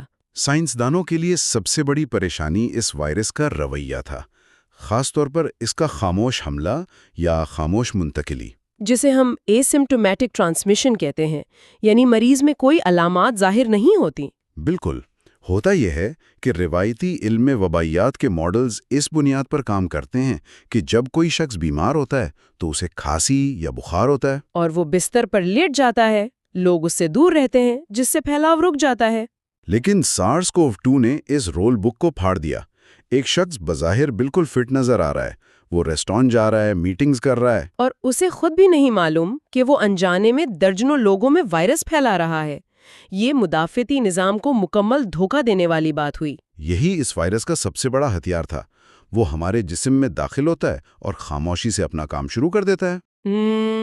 اگر ہم روزمرہ کی مثال لیں تو یہ ایسا ہی ہے جیسے ایک چور خاموشی سے کسی گھر میں داخل ہوتا ہے، اور وہ دروازہ توڑنے یا شور مچانے کے بجائے بہت سمارٹ طریقے سے کام کرتا ہے۔ جی، وہ سب سے پہلے گھر کا مین سوئچ آف کرتا ہے، سیکیورٹی کیمرے ڈسکنیکٹ کرتا ہے اور الارم کے تار کاٹ دیتا ہے، تاکہ گھر والے آرام سے سوتے رہیں اور وہ پورے گھر پر قبضہ کر لے۔ SARS-CoV-2 کی حکمت عملی سیلولر لیول پر بالکل یہی ہے۔ یعنی وہ ہمارے خلیوں کے مدافعتی سگنلز کو دبا دیتا ہے۔ ہمارے خلیوں کے اندر کیمیکل الارمز ہوتے ہیں جنہیں انٹرفیرونز کہا جاتا ہے۔ جب وائرس آتا ہے تو یہ الارمز بجنے چاہیے تاکہ مدافعتی نظام کو الرٹ کیا جا سکے۔ لیکن یہ وائرس ان انٹرفیرونز کو بلاک کر دیتا ہے، ریڈار جیم کر دیتا ہے۔ اس خاموشی کا فائدہ اٹھا کر وہ تیزی سے اپنی لاکھوں کاپیاں بنانا شروع کر دیتا ہے، اور جب تک خطرے کا احساس ہوتا ہے تب تک بہت دیر ہو چکی ہوتی ہے۔ یہاں بات واقعی بہت دلچسپ ہو جاتی ہے، کیونکہ جب الارم آخر کار بجتا ہے اور مدافعتی نظام کی نیند ٹوٹتی ہے تو ری ایکشن نارمل نہیں ہوتا۔ یہاں جو بات سب سے حیران کن ہے وہ یہ ہے کہ جب مدافعتی نظام کو آخر کار وائرس کا پتہ چلتا ہے تو وہ شدید الجھن کا شکار ہو جاتا ہے۔ وہ کنفیوز ہو جاتا ہے کیونکہ وائرس اتنی بڑی آرمی کھڑی کر چکا ہوتا ہے کہ جسم کو سمجھ نہیں آتا کہ حملہ کہاں سے شروع کرے۔ اور اسی بوکھلاہٹ میں مدافعتی نظام ایک نپاتولہ حملہ کرنے کے بجائے بلائنڈ فائرنگ شروع کر دیتا ہے۔ وہ ضرورت سے زیادہ ایکٹیو ہو جاتا ہے، اور اسی کیفیت کو میڈیکل کی زبان میں سائٹوکائن سٹارمز کہا جاتا ہے۔ سائٹوکائنز دراصل وہ کیمیکل میسنجرز ہیں جو امیون سیلز کو لڑنے کے لیے بلاتے ہیں، لیکن جب یہ طوفان آتا ہے تو یہ کیمیکلز اتنی بڑی مقدار میں ریلیز ہوتے ہیں کہ مدافعتی نظام بے قابو ہو جاتا ہے،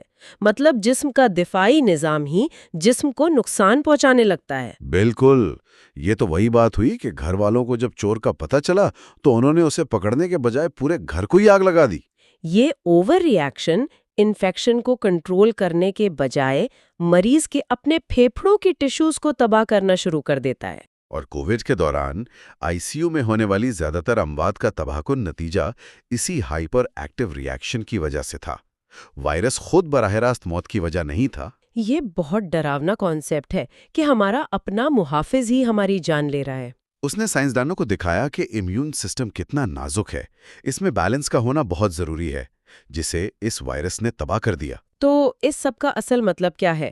کیوں کچھ لوگ بہت زیادہ بیمار ہوئے اور کچھ نہیں؟ یہ وہ معمہ تھا جس پر دنیا بھر میں ریسرچ ہو رہی تھی، اور اس کا جواب ہمیں ہماری جینیاتی کمزوریوں میں ملا۔ مطلب ہماری جینیات یا جینیٹکس یہ طے کر رہی تھی کہ ہم وائرس کا کتنا مقابلہ کر پائیں گے؟ جی، کتاب میں ایک بہت اہم ریسرچ کا ذکر ہے جو TLR7 نامی ایک مخصوص جین پر کی گئی۔ محققین نے دیکھا کہ جن لوگوں میں کووڈ شدید تھا، ان کے DNA میں اس TLR7 جین کے اندر ایک میوٹیشن یا خرابی موجود تھی۔ تو اس جین کا اصل کام کیا ہوتا ہے؟ یہ ہمارے پیدائشی مدافعتی نظام کا ایک بہت اہم سینسر ہے۔ آپ اسے ایک فرنٹ لائن سیکیورٹی گارڈ کہہ سکتے ہیں، جس کا کام وائرس کو پہچاننا اور خطرے کی گھنٹی بجانا ہوتا ہے۔ لیکن جن افراد میں اس جین کی میوٹیشن تھی، ان کا یہ سینسر خراب تھا، ان کا فرنٹ لائن گارڈ سویا ہوا تھا۔ مطلب وہ وائرس کے جینیٹی مواد کو ڈیٹیکٹ ہی نہیں کر پایا اور وائرس کو جسم میں داخل ہونے کا ایک فری پاس مل گیا۔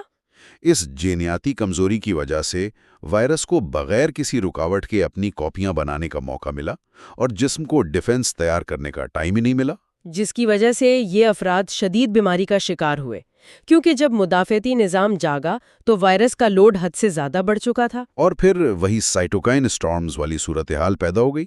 اس سے ثابت ہوا کہ وائرس کتنا خطرناک ہے۔ یہ ہماری جینیاتی ساخت پر بھی منحصر ہے۔ اس سارے سائنسی بیک گراؤنڈ کو سمجھنے کے بعد اب ہم اس گفتگو کے سب سے گہرے حصے کی طرف آتے ہیں، جو کہ علم کی حقیقت یا ایپسٹیمولوجی کے بارے میں ہے، کہ ہم جو کچھ جانتے ہیں وہ کتنا درست ہے۔ اس وبا نے ہمیں رک کر سوچنے پر مجبور کیا کہ کیا وائرل بیماریوں اور قوت مدافعت کے بارے میں ہمارا علم واقعی مکمل ہے؟ یہ اس باب کی سب سے مضبوط بحث ہے۔ مصنف نے اس بات کو سمجھانے کے لیے ہندو دیو مالا کی ایک بہت زبردست کہانی سنائی ہے۔ جی، وہ بالی اور وامنا کی کہانی کا حوالہ دیتے ہیں۔ بالی جو ایک بہت طاقتور اور مغرور بادشاہ تھا، اسے اپنی طاقت اور علم پر بے پناہ غرور تھا، اور جب وامنا نامی ایک بظاہر کمزور سا لڑکا اس کے دربار میں آیا تو بالی نے اسے بالکل حقیر سمجھا اور اس کا مذاق اڑایا، لیکن وہ لڑکا دراصل ایک دیوتا تھا۔ جس نے اچانک اپنا ہجوم اتنا بڑھا لیا کہ صرف 3 قدموں میں پوری کائنات ناپ لی، اور بالی کا سارا غرور مٹی میں مل گیا۔ جس طرح بالی نے اپنے غرور میں وامنا کی طاقت کا غلط اندازہ لگایا، اسی طرح انسانیت نے بھی اپنے سائنسی علم کے غرور میں اس وائرس کے خطرے کو کم سمجھا۔ ہم نے بھی اسے شروع میں صرف ایک عام فلو سمجھا تھا، لیکن اس مائکروسکوپک پارٹیکل نے پوری دنیا کے سسٹم کو گھٹنے ٹیکنے پر مجبور کر دیا۔ اس سے ایک بہت اہم سوال پیدا ہوتا ہے، کیا واقعی ہم سائنس میں اتنے ایڈوانس ہو چکے ہیں جتنا ہم دعویٰ کرتے ہیں؟ اس سے ایک بہت اہم سوال پیدا ہوتا ہے۔ اگرچہ ہم نے ویکسین تیزی سے تیار کر لی، جو ہماری بہت بڑی کامیابی تھی، لیکن اس کامیابی کے ساتھ ساتھ اس وبا نے یہ بھی بے نقاب کیا کہ امیونولوجی میں ہمارے علم میں ابھی بھی بہت بڑے خلا موجود ہیں۔ طب کے میدان میں بہت کچھ ایسا ہے جسے ہم انونز کہہ سکتے ہیں۔ یعنی ایسی چیزیں جن کے بارے میں ہم یہ بھی نہیں جانتے کہ ہم انہیں نہیں جانتے۔ انسانی جسم کے اندر کیمیکل ری ایکشنز کی دنیا اتنی وسیع ہے کہ ہم نے شاید ابھی صرف اس کی سطح کو ہی چھوا ہے۔ ہم امیون سسٹم کو ایک مشین سمجھتے تھے جسے ہم کنٹرول کر لیں گے، لیکن کووڈ نے دکھایا کہ یہ ایک انتہائی حساس نیٹ ورک ہے، اور ہمیں یہ ماننا پڑے گا کہ سائنس کبھی مکمل نہیں ہوتی۔ ڈسکوریز کرنا اچھی بات ہے، لیکن سائنس میں عاجزی یا ہیومیلٹی کا ہونا بہت ضروری ہے۔ اپنی لا علمی کو تسلیم کرنا ہی مزید جاننے کا پہلا قدم ہے۔ واقعی آج کی اس گہری گفتگو کا سب سے بڑا سبق یہی ہے، تاریخ گواہ ہے کہ جب بھی کوئی وبا آتی ہے تو وہ انسان کو کچھ نیا سکھاتی ہے، لیکن اگر ہماری تمام تر سائنسی ترقی اور ویکسینز کی ایجاد کے باوجود ایک نظر نہ آنے والا وائرس ہمیں یہ دکھا سکتا ہے کہ ہمارا مدافعتی نظام کس قدر نازک اور پیچیدہ ہے، تو کیا مستقبل کی طب کا اصل چیلنج نئی دوائیں ایجاد کرنا ہے، یا اپنی اس لا علمی کو تسلیم کرنا کہ فطرت کا انتخاب کبھی بھی ہمارے بنائے گئے اصولوں کا پابند نہیں ہوتا؟ یہ واقعی ایک بہت گہرا اور سوچنے والا نقطہ ہے جس پر ہم سب کو غور کرنا چاہیے۔ نیچر ہمیشہ ہم سے ایک قدم آگے رہتی ہے۔ اگلے حصے میں ہم آرگنز کی دنیا میں داخل ہوں گے اور سمجھیں گے کہ کس طرح مختلف سیلز مل کر انسانی جسم کے پیچیدہ نظام بناتے ہیں۔ جی بالکل۔ آج کی اس تفصیلی گفتگو میں ہم سدھارتھ مکھرجی کی بہت ہی شاندار کتاب دی سانگ آف دا سیل، اس کے حوالوں اور نوٹس کی مزید گہرائی میں جائیں گے۔ اور ہمارا جو بنیادی مقصد ہے آج کا، وہ یہ سمجھنا ہے کہ کس طرح یہ چھوٹے چھوٹے خلیات، جنہیں ہم سیلز کہتے ہیں، یہ آپس میں مل کر ہمارے جسم کے بڑے اور انتہائی پیچیدہ اعضاء بناتے ہیں، جنہیں ہم آرگنز کہتے ہیں۔ اور یہ واقعی ایک بہت ہی دلچسپ موضوع ہے۔ میں تو کہوں گی کہ جب ہم اس پر غور کرتے ہیں تو یہ کسی جادو سے کم نہیں لگتا۔ بالکل، اگر ہم اپنے جسم کے بارے میں سوچیں تو ہمارا ہر عضو لاکھوں کروڑوں خلیات کی ایک ایسی محفل ہے جو مل کر ایک خاص دھن بجاتی ہے۔ تو اس حصے میں ہم خلیات کی اسی شہریت، یعنی ان کے باہمی تعاون، ان کے نظم و ضبط اور ان حیرت انگیز رازوں سے پردہ اٹھائیں گے جو ہمیں زندہ رکھتے ہیں۔ تو چلیں خلیات کی اس وسیع اور حیران کن دنیا کے سفر کا باقاعدہ آغاز کرتے ہیں۔ اچھا، اس سفر کا جو سب سے پہلا اور دلچسپ پہلو ہے نا، وہ یہ ہے کہ جب ہم عام طور پر خلیات یا سیلز کی بات کرتے ہیں تو ہمارے ذہن میں ایک تنہا اکائی کا تصور ابھرتا ہے۔ صحیح، ہم اکثر یہی سوچتے ہیں کہ ایک خلیہ بس اکیلے ہی کام کر رہا ہوگا۔ بالکل، ہم سوچتے ہیں کہ شاید ایک خلیہ خوردبین کے نیچے اکیلا تیر رہا ہے جو بس اپنی خوراک اور اپنی بقا کی فکر میں لگا ہوا ہے۔ لیکن سدھارتھ مکھرجی کی کتاب ہمیں انسانی جسم کے حوالے سے ایک بالکل ہی مختلف تصویر دکھاتی ہے۔ وہ کیسے؟ دیکھیں، انسانی جسم کے اندر ایک خلیے کا مقصد تنہا رہنا یا محض اپنی ذات کے لیے زندہ رہنا بالکل نہیں ہے۔ حقیقت میں اسے ایک بہت بڑے اور انتہائی پیچیدہ ماحولیاتی نظام یعنی ایک پورے ایکو سسٹم کا ایک انتہائی لازمی حصہ بن کر کام کرنا پڑتا ہے۔ ایک ایکو سسٹم کا حصہ، واہ! جی، اور زندگی کی جو اصل خوبصورتی ہے یا اس کے جو تمام رنگ ہیں وہ دراصل اسی باہمی انحصار اور جسے مکھرجی شہریت کا نام دیتے ہیں اسی تصور میں چھپے ہیں۔ اس بات کو اگر ہم تھوڑا اور کھول کر بیان کریں تو ہمارے نوٹس میں ایک بہت ہی زبردست اصطلاح استعمال کی گئی ہے، سیلولر اسپیشلائزیشن، یعنی خلیاتی تخصیص۔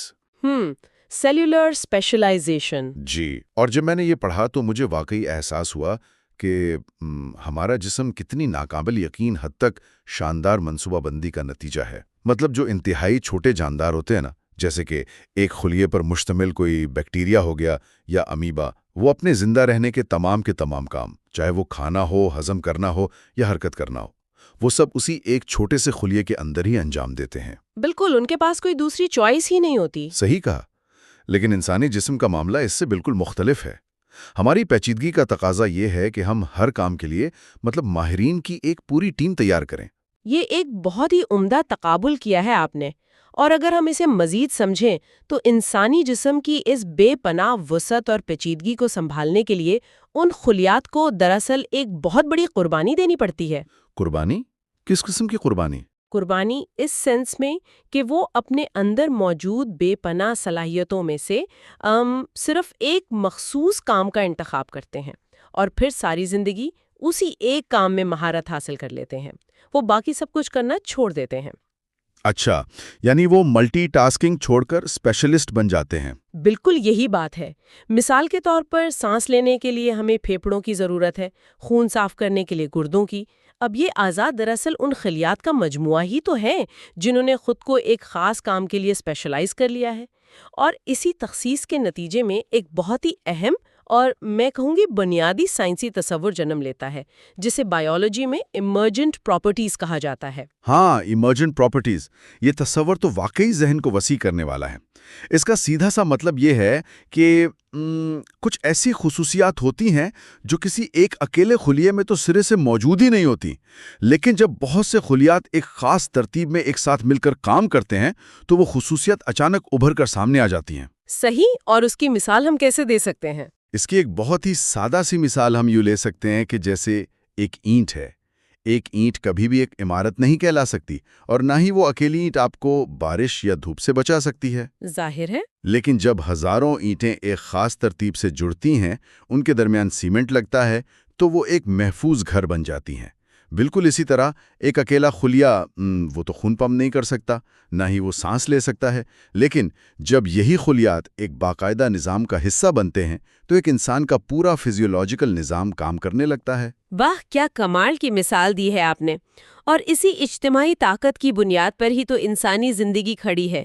تنہائی میں ان خلیات کی شاید کوئی بڑی حیثیت نہ ہو، لیکن اجتماعیت میں یہ آپس میں مل کر پوری ایک کائنات تخلیق کر دیتے ہیں۔ بالکل۔ یہ خلیات باقاعدہ آپس میں بات چیت کرتے ہیں، وسائل بانٹتے ہیں، اور بعض اوقات جیسا کہ ہم آگے چل کر دیکھیں گے یہ پورے نظام کو بچانے کے لیے خود کو قربان بھی کر دیتے ہیں۔ اور دیکھیں، جب بات اجتماعیت، باہمی تعاون اور ایک دوسرے کے ساتھ جڑے رہنے کی آتی ہے نا، تو ہمارے جسم میں دل سے بہتر کوئی مثال نہیں ہو سکتی۔ بالکل بھی نہیں، دل تو ایک شاہکار ہے۔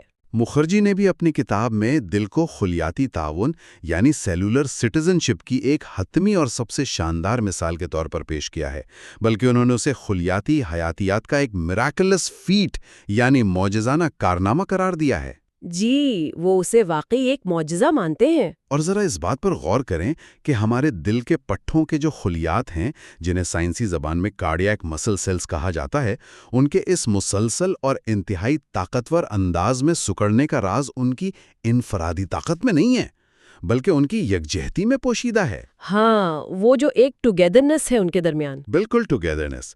لیکن یہاں میرے ذہن میں ایک سوال آتا ہے، اور میں چاہوں گا کہ ہم اس پر تھوڑی گہرائی سے بات کریں۔ جی ضرور، پوچھیں۔ سوال یہ ہے کہ اگر دل میں لاکھوں کروڑوں خلیات موجود ہیں جو مسلسل سکڑ رہے ہیں اور پھیل رہے ہیں، تو یہ کیسے ممکن ہوتا ہے کہ وہ سب بالکل ایک ہی وقت میں کام کریں؟ میرا مطلب ہے اگر کچھ خلیات پہلے سکڑ جائیں اور کچھ بعد میں سکڑیں تو کیا اس سے پورے دل کا جو پمپنگ کا نظام ہے وہ درہم برہم نہیں ہو جائے گا؟ یہ بہت ہی زبردست سوال ہے اور اس کا جواب قدرت کی بہترین انجینئرنگ میں چھپا ہوا ہے۔ دل کے خلیات کی اس حیرت انگیز ہم آہنگی یا یکجہتی کے پیچھے جو سائنس کام کر رہی ہے نا، وہ دراصل برقی اشاروں یعنی الیکٹریکل سگنلنگ پر مبنی ہے۔ Electrical signalling? جی ہاں، یعنی دل میں بجلی دوڑ رہی ہے۔ جی ہاں، بالکل۔ دل کے خلیات تنہا اور اپنی مرضی سے نہیں دھڑکتے۔ دراصل یہ خلیات خاص قسم کے راستوں کے ذریعے ایک دوسرے کے ساتھ باقاعدہ جسمانی طور پر جڑے ہوتے ہیں۔ ان انتہائی باریک راستوں کو بایولوجی میں گیپ جنکشنز کہا جاتا ہے۔ اچھا، گیپ جنکشنز، اس کو ہم ایک بہت ہی دلچسپ مثال سے سمجھ سکتے ہیں۔ جی بتائیں۔ تصور کریں کہ ایک ہوٹل ہے، اس ہوٹل کے بہت سارے کمرے ایک ہی قطار میں موجود ہیں اور ہر کمرے کے درمیان ایک خفیہ سلائیڈنگ ڈور یعنی ایک سرکنے والا دروازہ لگا ہوا ہے۔ صحیح۔ اب اگر ایک کمرے میں کوئی ہنگامی پیغام پہنچتا ہے اور وہ پیغام سب کو دینا ہے تو اس پیغام کو لے کر باہر دالان یا کوریڈور میں جانے کی ضرورت نہیں پڑتی۔ وہ شخص بس ان خفیہ دروازوں کے ذریعے پلک جھپکتے ہی ایک کمرے سے دوسرے اور پھر تیسرے کمرے تک پہنچ جاتا ہے۔ تو دل کے خلیات میں بھی یہ جو گیپ جنکشنز ہیں یہ بالکل انہی خفیہ دروازوں کا کام کرتے ہیں نا؟ بالکل، کیا شاندار مثال دی ہے۔ یہ گیپ جنکشنز بالکل ایسے ہی کام کرتے ہیں۔ جب دل کے ایک مخصوص حصے سے، جسے ہم پیس میکر کہتے ہیں، وہاں سے ایک برقی اشارہ یعنی الیکٹریکل سگنل پیدا ہوتا ہے تو وہ ان گیپ جنکشنز کے ذریعے بجلی کی تیزی سے پورے دل کے خلیات میں پھیل جاتا ہے۔ پلک جھپکتے ہی؟ بالکل، اور اس تیز ترین رابطے کا نتیجہ یہ نکلتا ہے کہ دل کے لاکھوں خلیات بالکل ایک ہی لمحے میں ایک انتہائی مربوط انداز میں سکڑتے ہیں، اور خلیات کے اسی مربوط سکڑاؤ یا جسے ہم کوآرڈینیٹڈ کنٹریکشن کہتے ہیں، اسی کو تو ہم دل کی دھڑکن کہتے ہیں۔ واہ! اور اگر یہ ہم آہنگی کسی وجہ سے خراب ہو جائے تو کیا ہوتا ہے؟ اگر یہ ہم آہنگی ذرا سی بھی خراب ہو جائے، یعنی خلیات اگر اپنی مرضی کرنے لگیں اور مل کر کام نہ کریں، تو دل دھڑکنے کے بجائے صرف کانپنے لگتا ہے، وہ خون پمپ نہیں کر پاتا۔ اس کیفیت کو طب کی زبان میں اررھمیا یا فبریلیشن کہتے ہیں، اور یہ حالت انسان کے لیے جان لیوا ثابت ہو سکتی ہے۔ اوہ! یعنی دل کی اصل طاقت ایک خلیے میں نہیں بلکہ ان سب کے ایک ہونے میں ہے۔ بالکل، ان کے اتحاد میں ہے۔ یہاں دیکھیں تو جذبات اور سائنس کا کس قدر خوبصورت اور کتنا گہرا ربط نظر آتا ہے۔ بالکل۔ انسانی تاریخ میں ہزاروں سالوں سے چاہے کوئی بھی ثقافت ہو، کوئی بھی زبان ہو، دل کو ہمیشہ احساسات، محبت اور وابستگی کا مرکز مانا جاتا رہا ہے۔ ہم اکثر اپنی عام بول چال میں کہتے ہیں نا کہ ہمارے دل جڑے ہوئے ہیں۔ جی ہاں، بہت عام محاورہ ہے۔ تو اب سائنسی طور پر اور خلیاتی سطح پر بھی یہ بات 100% سچ ثابت ہو رہی ہے کہ دل کی اصل طاقت اس کے خلیات کے آپس میں جڑے ہونے میں ہی ہے۔ یہ واقعی سائنس اور انسانی مشاہدے کا ایک بہت ہی حسین امتزاج ہے۔ دل ایک بہترین اور انتہائی منظم انجن کی طرح کام کرتا ہے جو کبھی نہیں رکتا۔ لیکن ایک انجن جتنا بھی شاندار کیوں نہ ہو، اسے چلانے اور اسے صحیح راستہ دکھانے کے لیے ایک سٹیئرنگ وہیل اور نیویگیشن سسٹم کی ضرورت تو ہوتی ہے نا؟ صحیح، اسے کنٹرول کرنے والا بھی کوئی چاہیے۔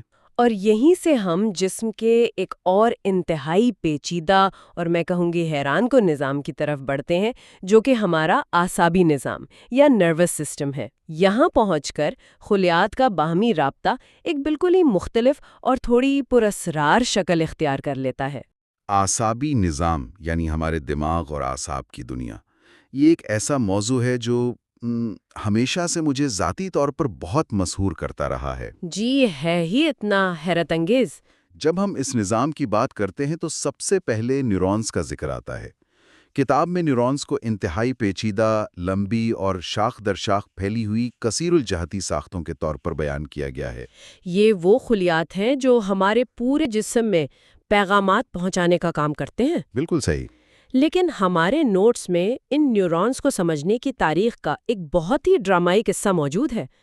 19ویں صدی کے آخر میں دو بہت بڑے سائنسدانوں سینٹیاگو رامون ی کاہال اور کیمیلو گولگی کے درمیان ایک زبردست علمی جنگ چھڑی ہوئی تھی۔ تو میں چاہوں گا کہ ہم اس تاریخی بحث کو تھوڑا تفصیل سے سمجھیں۔ کی بحث دراصل اس بنیادی سوال پر تھی کہ دماغ کا یہ جو اعصابی نظام ہے یہ خوردبین کے نیچے نظر کیسا آتا ہے اور اس کی اصل ساخت کیا ہے۔ تو گولجی کا کیا ماننا تھا؟ گولجی کا جو نظریہ تھا جسے اس وقت ریٹیکولر تھیوری کہا جاتا تھا، وہ یہ مانتا تھا کہ دماغ کا پورا اعصابی نظام دراصل ایک مسلسل جڑے ہوئے جال کی طرح ہے۔ اچھا، ایک جال؟ جی، اس کے خیال میں نیورونز الگ الگ خلیات نہیں تھے، بلکہ وہ سب ایک دوسرے میں کچھ اس طرح سے مدغم تھے جیسے ایک مچھلی پکڑنے والا بہت بڑا اور پیچیدہ جال ہوتا ہے نا، جس میں کوئی سرا الگ نہیں ہوتا۔ صحیح، یعنی سب کچھ آپس میں فیوز ہوا ہے۔ لیکن پھر کجال میدان میں آیا اور اس نے اس پورے نظریے کو ہی چیلنج کر دیا۔ بالکل۔ کجال کا اصرار تھا کہ نیورونز دراصل الگ الگ انفرادی اور مجرد خلیات ہیں، یعنی ڈسکریٹ سیلز ہیں۔ اس کا ماننا تھا کہ ہر نیورون ایک مکمل اور آزاد اکائی ہے، اور یہ خلیات آپس میں جسمانی طور پر جڑے ہوئے نہیں ہوتے۔ اس نظریے کو نیورون ڈاکٹرن کا نام دیا گیا۔ اور مزے کی بات یہ ہے کہ شروع میں لوگ کجال کی بات ماننے کو تیار نہیں تھے۔ ہاں، اور اس کہانی میں جو سب سے بڑا اور دلچسپ موڑ ہے جو مجھے پڑھ کر واقعی حیران کر گیا، وہ یہ تھا کہ کجال نے گولجی کو غلط ثابت کرنے کے لیے جو تکنیک استعمال کی وہ خود گولجی کی ہی ایجاد کرتا تھی۔ مطلب کمال ہے۔ ہاں واقعی، اس سے بڑی سائنسی ستم ظریفی اور کیا ہو سکتی ہے۔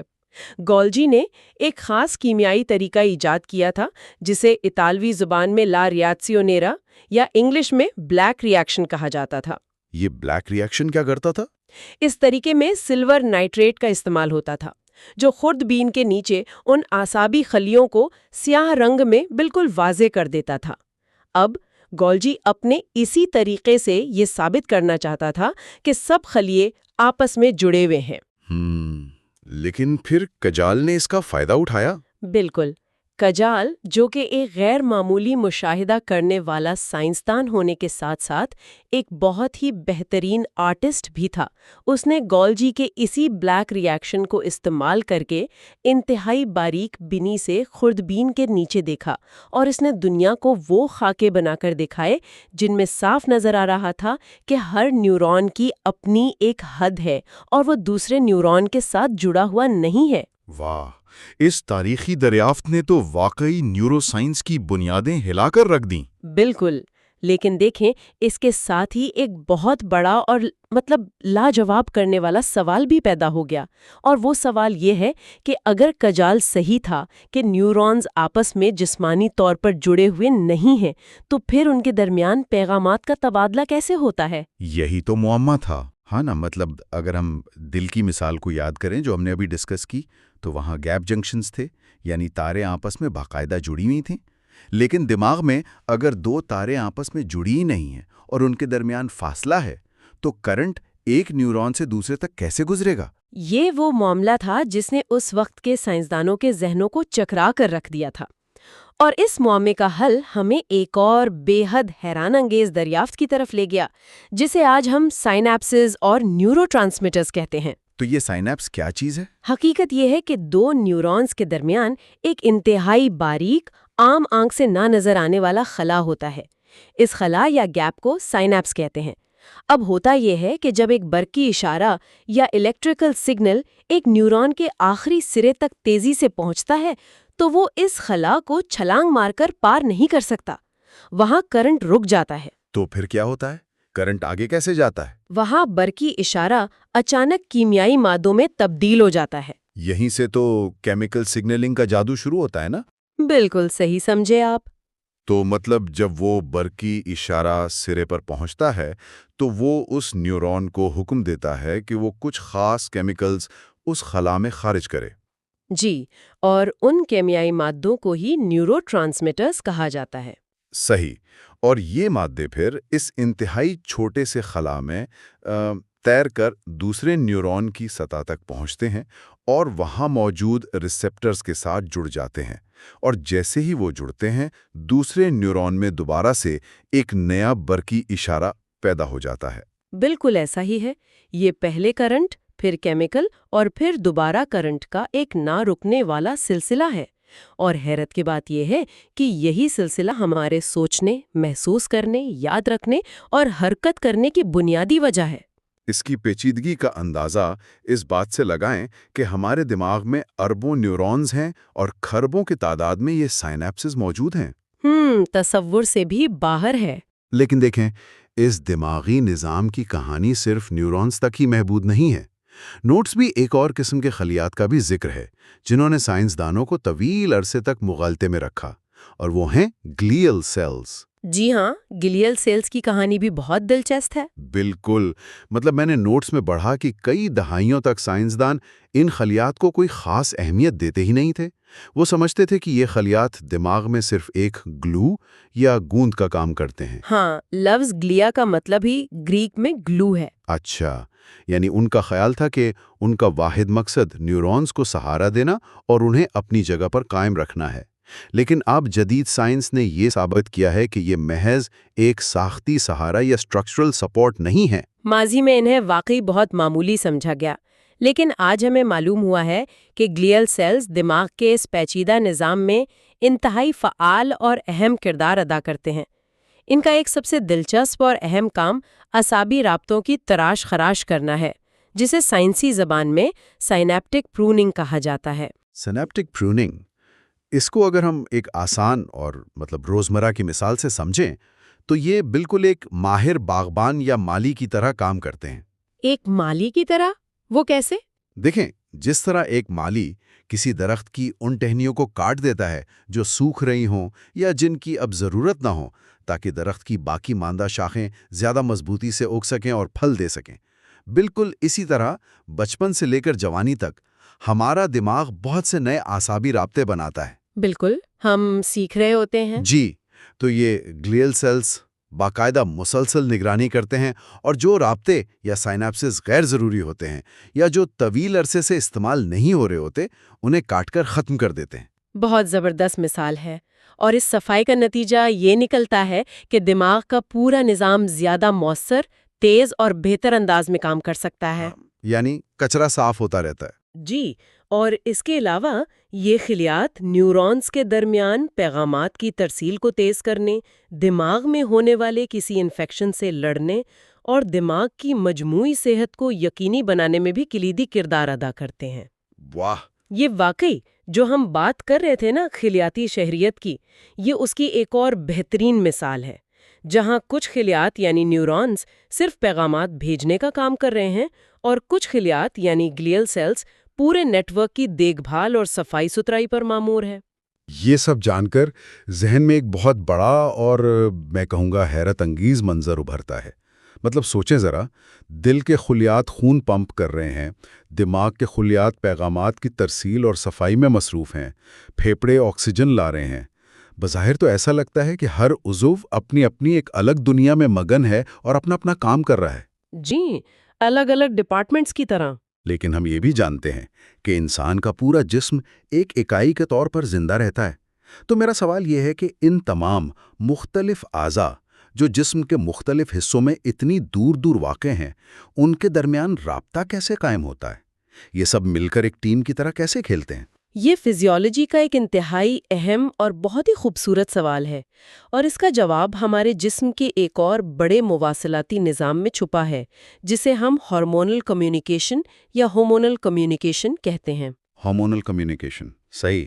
دیکھیں، اعصابی نظام کی طرح یہ پیغامات بجلی کی تیزی سے تو نہیں جاتے، بلکہ ہمارے اعضاء ایک دوسرے سے دور بیٹھے بات چیت کرنے کے لیے ہمارے خون کے بہاؤ کو یعنی بلڈ سٹریم کو ایک ہائی وے کے طور پر استعمال کرتے ہیں۔ خون کو ہائی وے کے طور پر؟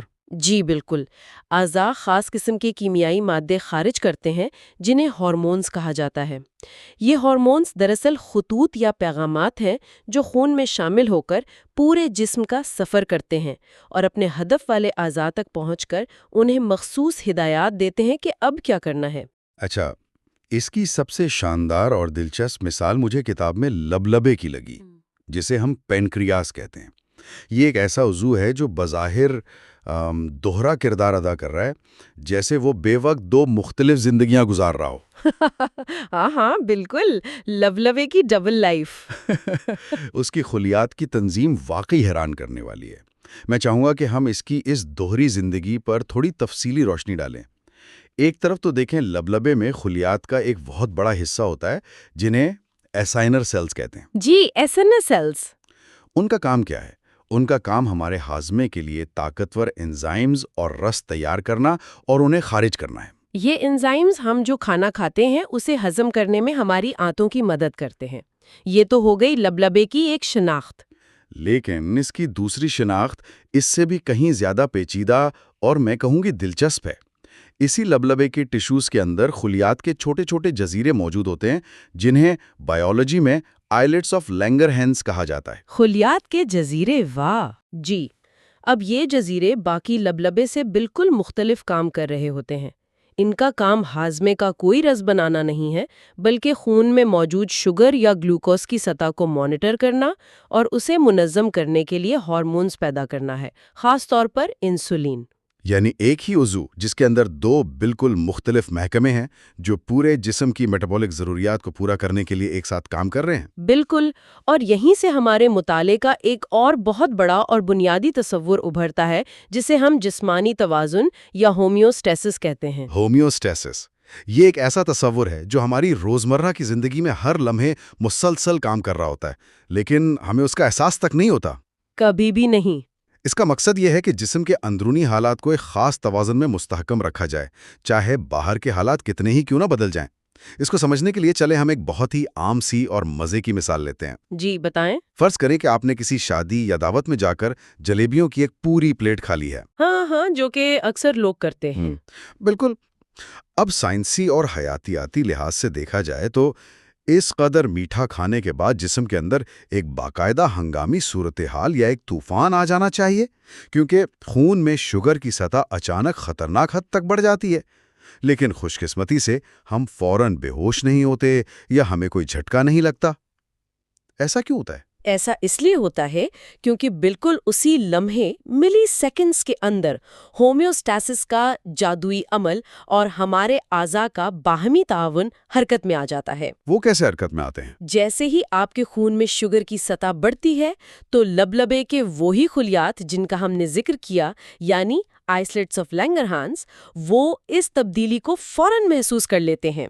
وہ خون کے اسی ہائی وے پر انسولین نامی ہارمون جاری کر دیتے ہیں۔ صحیح۔ اب یہ انسولین پورے جسم میں سفر کرتی ہے اور جگر، پٹھوں اور دیگر اعضاء کو جا کر پیغام دیتی ہے کہ بھائی خون میں بہت زیادہ شوگر آ گئی ہے، اسے فوری طور پر جذب کر کے محفوظ کر لو ورنہ نقصان ہو سکتا ہے۔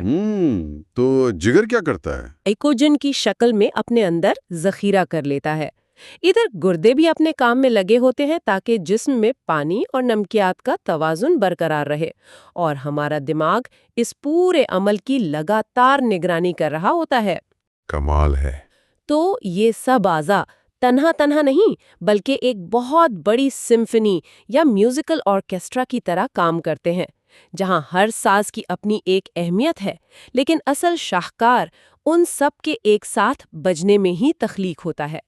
آپ تو جلیبی کھا کر سکون سے بیٹھے گپ شپ کر رہے ہوتے ہیں، جبکہ آپ کے جسم کے اندر اربوں خلیات آپ کی جان بچانے اور توازن قائم رکھنے کے لیے دن رات ایک کر دیتے ہیں۔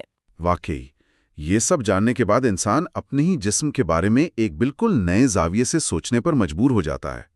تو آج کے اس مطالعے اور ہماری اس تفصیلی گفتگو کو اگر سمیٹا جائے تو سب سے اہم اور بنیادی سبق جو ہمیں ملتا ہے وہ یہ ہے کہ انسانی جسم کے اعضاء تنہا کام کرنے والی مشینیں ہرگز نہیں ہیں۔ بالکل بھی نہیں۔ یہ کسی فیکٹری کے کوئی بے جان پرزے نہیں ہیں جو بس اپنی اپنی جگہ پر اندھا دھند گھوم رہے ہیں، بلکہ یہ خلیات کی ایک ایسی شاندار زندہ، باشعور اور جڑی ہوئی برادری ہے جہاں ہر فرد یعنی ہر خلیہ پورے معاشرے یعنی پورے جسم کی فلاح و بہبود کے لیے کام کرتا ہے۔ صحیح کہا آپ نے۔ ہم نے آج دیکھا کہ کس طرح خلیات اسپیشلائزیشن کے ذریعے خاص مہارتیں حاصل کرتے ہیں، پھر کیسے دل کے خلیات گیپ جنکشنز کے ذریعے جڑ کر ایک ساتھ دھڑکتے ہیں، کیسے دماغ میں نیورونز کیمیکلز کا سہارا لے کر آپس میں بات کرتے ہیں، اور کیسے ہارمونز کے ذریعے دور بیٹھے اعضاء ایک دوسرے کا حال جانتے ہیں اور ہومیوسٹاسس کو برقرار رکھتے ہیں۔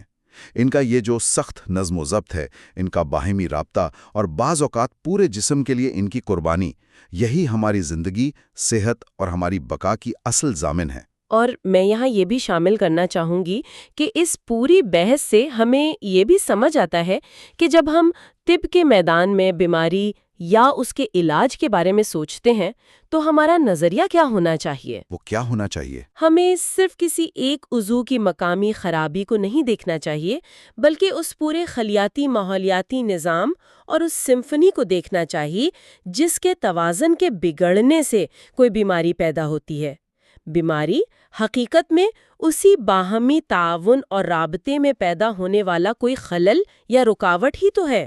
آپ کی اس بات نے تو سوچنے کے کئی نئے دروازے کھول دیے ہیں، اور یہیں سے ہمیں اپنے اس سفر کے اگلے اور آخری پڑاؤ کا اشارہ بھی ملتا ہے۔ اگلے اور آخری حصے میں ہم بات کریں گے سٹیم سیلز، ایجنگ، ریجنریشن اور کینسر سیلز۔ اور اس سے پہلے کہ ہم آج کی زبردست نشست کو ختم کریں، میں سننے والوں کے ذہنوں میں ایک سوال چھوڑنا چاہتی ہوں، ایک ایسا سوال جو ان حیرت انگیز حقائق کو ایک بالکل نئے رخ سے دیکھنے پر مجبور کرے گا۔ جی ضرور۔ آج ہم نے اتنی تفصیل سے دیکھا کہ ہماری صحت اور ہماری زندگی کا سارا دار و مدار خلیات کے باہمی تعاون، ان کے سخت سماجی نظم و ضبط اور ایک دوسرے کے لیے خود کو وقف کر دینے کے جذبے پر ہے۔ لیکن ذرا سوچیں، کیا ہوگا اگر کچھ خلیات اچانک یہ تعاون ترک کر دیں؟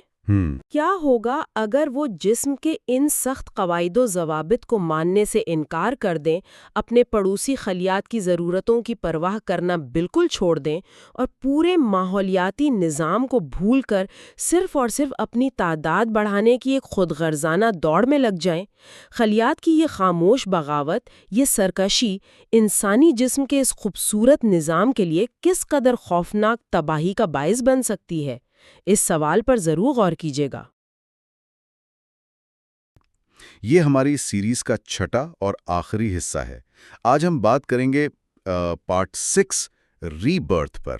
جی بالکل، اور یہ حصہ مطلب پوری کتاب کا ایک طرح سے نچوڑ ہے۔ بالکل ایسا ہی ہے، اور آج کے اس تفصیلی جائزے کا یا اس گہرے مطالعے کا مقصد دراصل اس بات کی تہہ تک پہنچنا ہے کہ انسانی جسم آخر خود کو ٹھیک کیسے کرتا ہے۔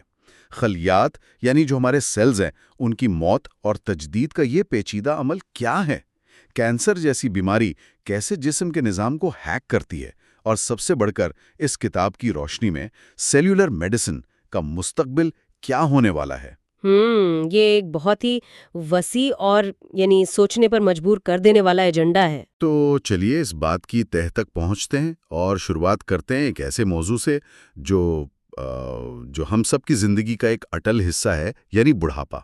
ہم میں سے اکثر لوگ عام طور پر یہی سمجھا جاتا ہے کہ بڑھاپا شاید عمر کے ساتھ جسم کی مشینوں کا محض گھس جانا ہے، جیسے کسی پرانی گاڑی کے پرزے آہستہ آہستہ خراب ہو جاتے ہیں۔ دیکھیں، عام طور پر یہی سمجھا جاتا ہے، لیکن سدھارتھ مکھرجی نے اس تصور کو مکمل طور پر بدل کر رکھ دیا ہے۔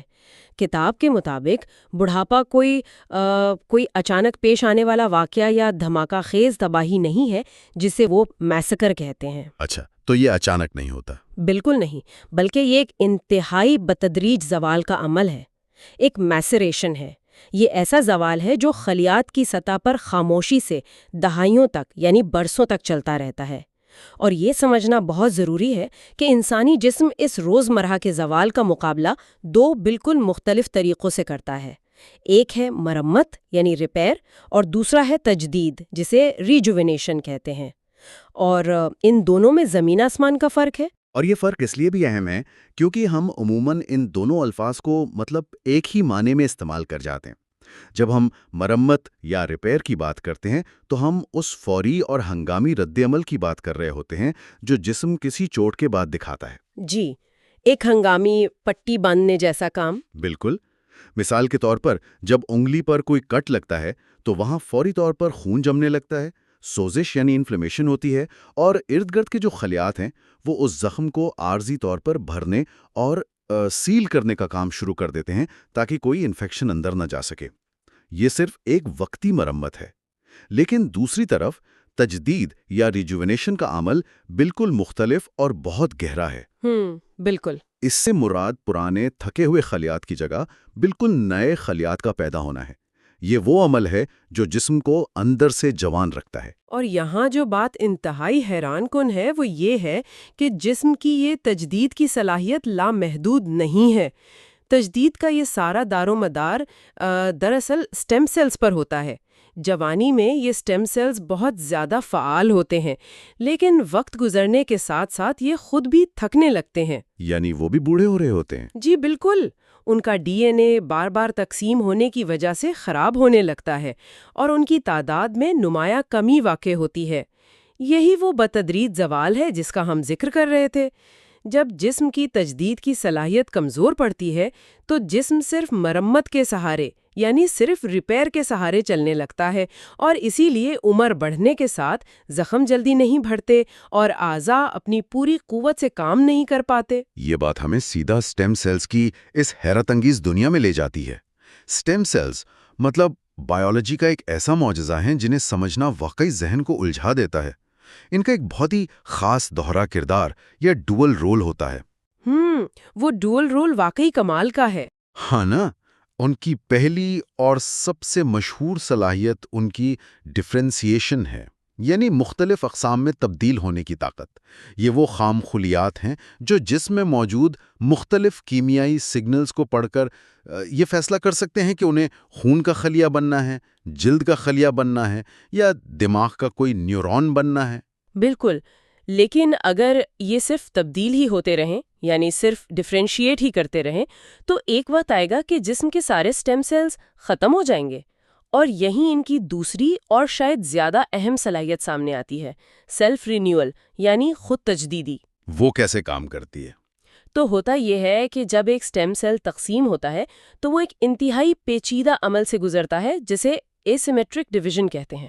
وہ ایک ایسا خلیہ بناتا ہے جو آگے جا کر کوئی خاص کام کرے گا، جیسے کہ خون کا خلیہ. لیکن دوسرا خلیہ وہ بالکل اپنے جیسا یعنی ایک نیا اور تازہ سٹیم سیل بناتا ہے تاکہ اس کا ذخیرہ کبھی بھی ختم نہ ہو. یہ کسی جادو سے کم نہیں کہ خلیہ بے وقت اپنی نسل بھی بڑھا رہا ہے اور جسم کی ضرورت بھی پوری کر رہا ہے. لیکن ایک منٹ، یہاں ایک سوال ذہن میں پیدا ہوتا ہے. ایک خلیے کو کیسے پتہ چلتا ہے کہ اسے کب تقسیم ہونا ہے، کب نیا سٹیم سیل بنانا ہے اور کب کسی خاص خلیے میں تبدیل ہونا ہے؟ یہ فیصلہ کون کر رہا ہوتا ہے؟ کیا یہ خلیے کی اپنی کوئی مرضی ہوتی ہے؟ بہت زبردست سوال ہے، اور اس کا جواب سٹیم سیل کے مائکرو انوائرنمنٹ یا اس کے ارد گرد کے ماحول میں چھپا ہے. سائنسدان اسے نش کہتے ہیں. دیکھیں، سٹیم سیلز تنہا کام نہیں کرتے.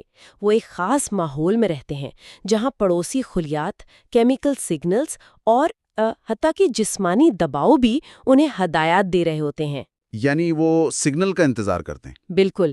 جب کوئی ٹشو زخمی ہوتا ہے تو وہ خاص قسم کے پروٹین خارج کرتا ہے جو سٹیم سیلز کو پیغام دیتے ہیں کہ اب کام کا وقت آ گیا ہے. جب تک یہ سگنل نہیں ملتا، سٹیم سیلز ایک طرح کی گہری نیند یا کوائسنس میں رہتے ہیں تاکہ ان کی جو قیمتی توانائی ہے وہ محفوظ رہے. یہ خلیاتی مواصلات کا نظام تو واقعی مطلب کسی انتہائی ترقی یافتہ معاشرے جیسا لگتا ہے.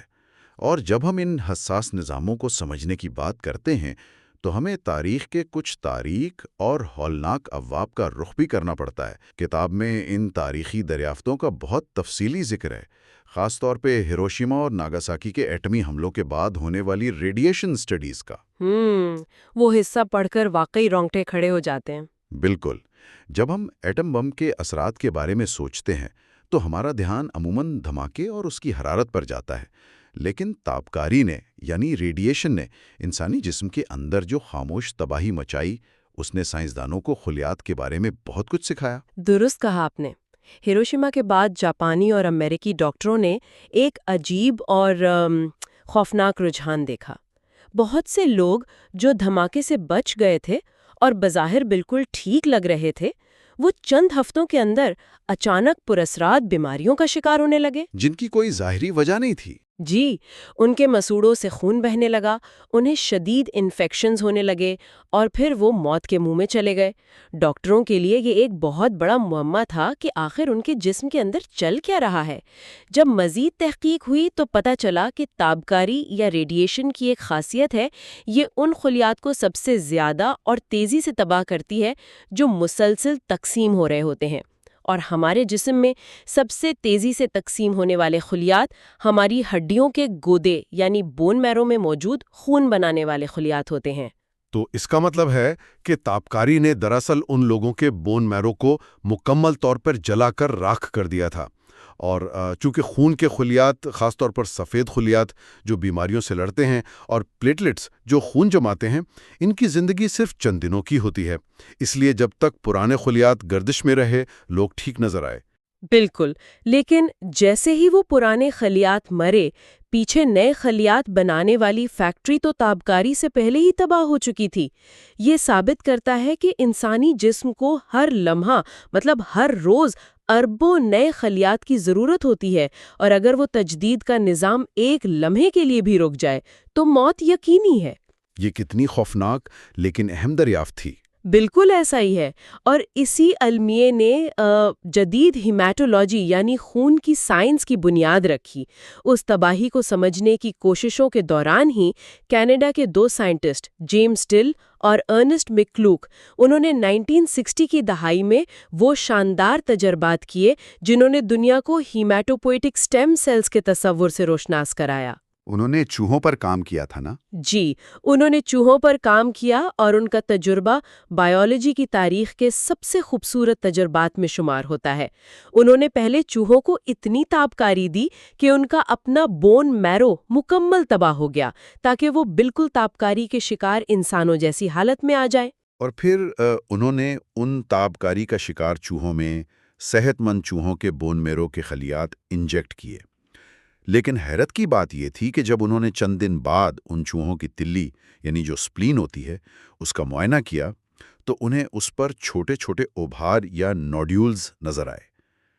ٹل اور مکلوک نے محسوس کیا کہ یہ نوڈیولز دراصل خون کے نئے خلیات کی چھوٹی چھوٹی کالونیاں تھیں۔ اور جب انہوں نے ان کالونیوں کا مزید گہرائی سے مطالعہ کیا تو ایک انتہائی چونکا دینے والی حقیقت سامنے آئی۔ وہ حقیقت یہ تھی کہ تلی پر موجود ہر ایک نوڈیول، ہر ایک کالونی صرف اور صرف ایک اکیلے خلیے سے بنی تھی۔ اور وہ اکیلا خلیہ وہی ہیمیٹوپوئٹک سٹیم سیل تھا۔ جی ہاں، یہ پہلی بار تھا کہ سائنسدانوں نے جسمانی طور پر ثابت کیا کہ بون میرو میں کوئی ایسا ماسٹر سیل موجود ہے جو اکیلا پورے خون کے نظام کو یعنی سرخ خلیے، سفید خلیے اور پلیٹلیٹس سب کو اکیلے دوبارہ پیدا کرنے کی طاقت رکھتا ہے۔ اس ایک دریافت نے طب کی دنیا میں انقلاب برپا کر دیا۔ اور آج جو ہم لیوکیمیا اور بلڈ کینسر کے مریضوں کے لیے بون میرو ٹرانسپلانٹ کرتے ہیں وہ ایسی دریافت کا نتیجہ ہے نا؟ بالکل، ہم مریض کے خراب بون میرو کو تباہ کر کے کسی ڈونر کا تھوڑا سا بون میرو ڈالتے ہیں اور وہ چند خلیات پورے جسم میں نیا خون بنا دیتے ہیں۔ یہ جسمانی دوبارہ جنم لینے یا ری برتھ کی سب سے بڑی مثال ہے۔ یہ واقعی رونگٹے کھڑے کر دینے والی سائنسی کامیابی ہے۔ اب جب ہم بون میرو کی بات کر ہی رہے ہیں تو اس جگہ کا بھی ذکر کریں جہاں یہ بون میرو محفوظ ہوتا ہے، یعنی ہماری ہڈیاں۔ بون بائیولوجی ایک ایسا موضوع ہے جس کے بارے میں ہم عموماً بہت غلط فہمی کا شکار رہتے ہیں۔ ہم ہڈیوں کو دیکھ کر ایسا محسوس کرتے ہیں جیسے یہ جسم کا کوئی بے جان پتھر جیسا ڈھانچہ ہے جو ایک بار بلوغت میں مکمل بن گیا تو بس زندگی بھر ویسا ہی رہے گا۔ لیکن کتاب اس خیال کو یکسر مسترد کرتی ہے۔ ہڈیاں ایک انتہائی زندہ، متحرک اور مسلسل بدلتا ہوا نظام ہے۔ جی ہاں، ہماری ہڈیاں بھی مسلسل خلیاتی پیدائش اور موت کے چکر سے گزرتی رہتی ہیں، اور اس عمل کو سمجھنے کے لیے ہمیں بائیولوجی کے دو انتہائی دلچسپ خلیات کے درمیانی تعامل کو دیکھنا ہوگا۔ ایک ہے آسٹیوبلاسٹس اور دوسرے ہیں آسٹیوکلاسٹس۔ آپ آسٹیوبلاسٹس کو ماہر ممار سمجھ سکتے ہیں۔ ان کا کام نئی ہڈی بنانا ہے۔ یہ مسلسل کیلشیم، فاسفورس اور کولیجن کو جمع کر کے ہڈی کا نیا اور مضبوط سٹرکچر تیار کرتے رہتے ہیں۔ یہ وہ خلیات ہیں جو ہماری ہڈیوں کو ان کی طاقت فراہم کرتے ہیں۔ تو اگر آسٹیوبلاسٹس ممار ہیں تو آسٹیوکلاسٹس وہ خلیات ہیں جو پرانی عمارت کو گرانے کا کام کرتے ہیں۔ یہ بظاہر تھوڑے منفی لگتے ہیں کیونکہ ان کا کام پرانی ہڈی کو گھلانا یا ختم کرنا ہوتا ہے۔ یہ خلیات ایک خاص قسم کا تیزاب اور انزائمز خارج کرتے ہیں جو ہڈی کے سخت مادے کو پگھلا دیتے ہیں۔ اب کوئی بھی سننے والا سوچے گا کہ جسم کو ایسے خلیات کی کیا ضرورت ہے جو اپنی ہی ہڈی کو گھلا دیں؟ اور یہی اس پورے نظام کا سب سے خوبصورت پہلو ہے۔ اگر جسم میں صرف ہڈی بنانے والے آسٹیوبلاسٹ ہوں تو ہماری ہڈیاں اتنی بھاری اور بے ڈھنگی ہو جائیں گی کہ ہم چل پھر بھی نہیں سکیں گے۔ روزمرہ کے چلنے پھرنے، دوڑنے اور وزن اٹھانے سے ہماری ہڈیوں میں مائکرو فریکچرز یا انتہائی باریک دراڑیں پڑتی رہتی ہیں۔ یعنی وہ مسلسل ڈیمیج ہو رہی ہوتی ہیں؟ بالکل۔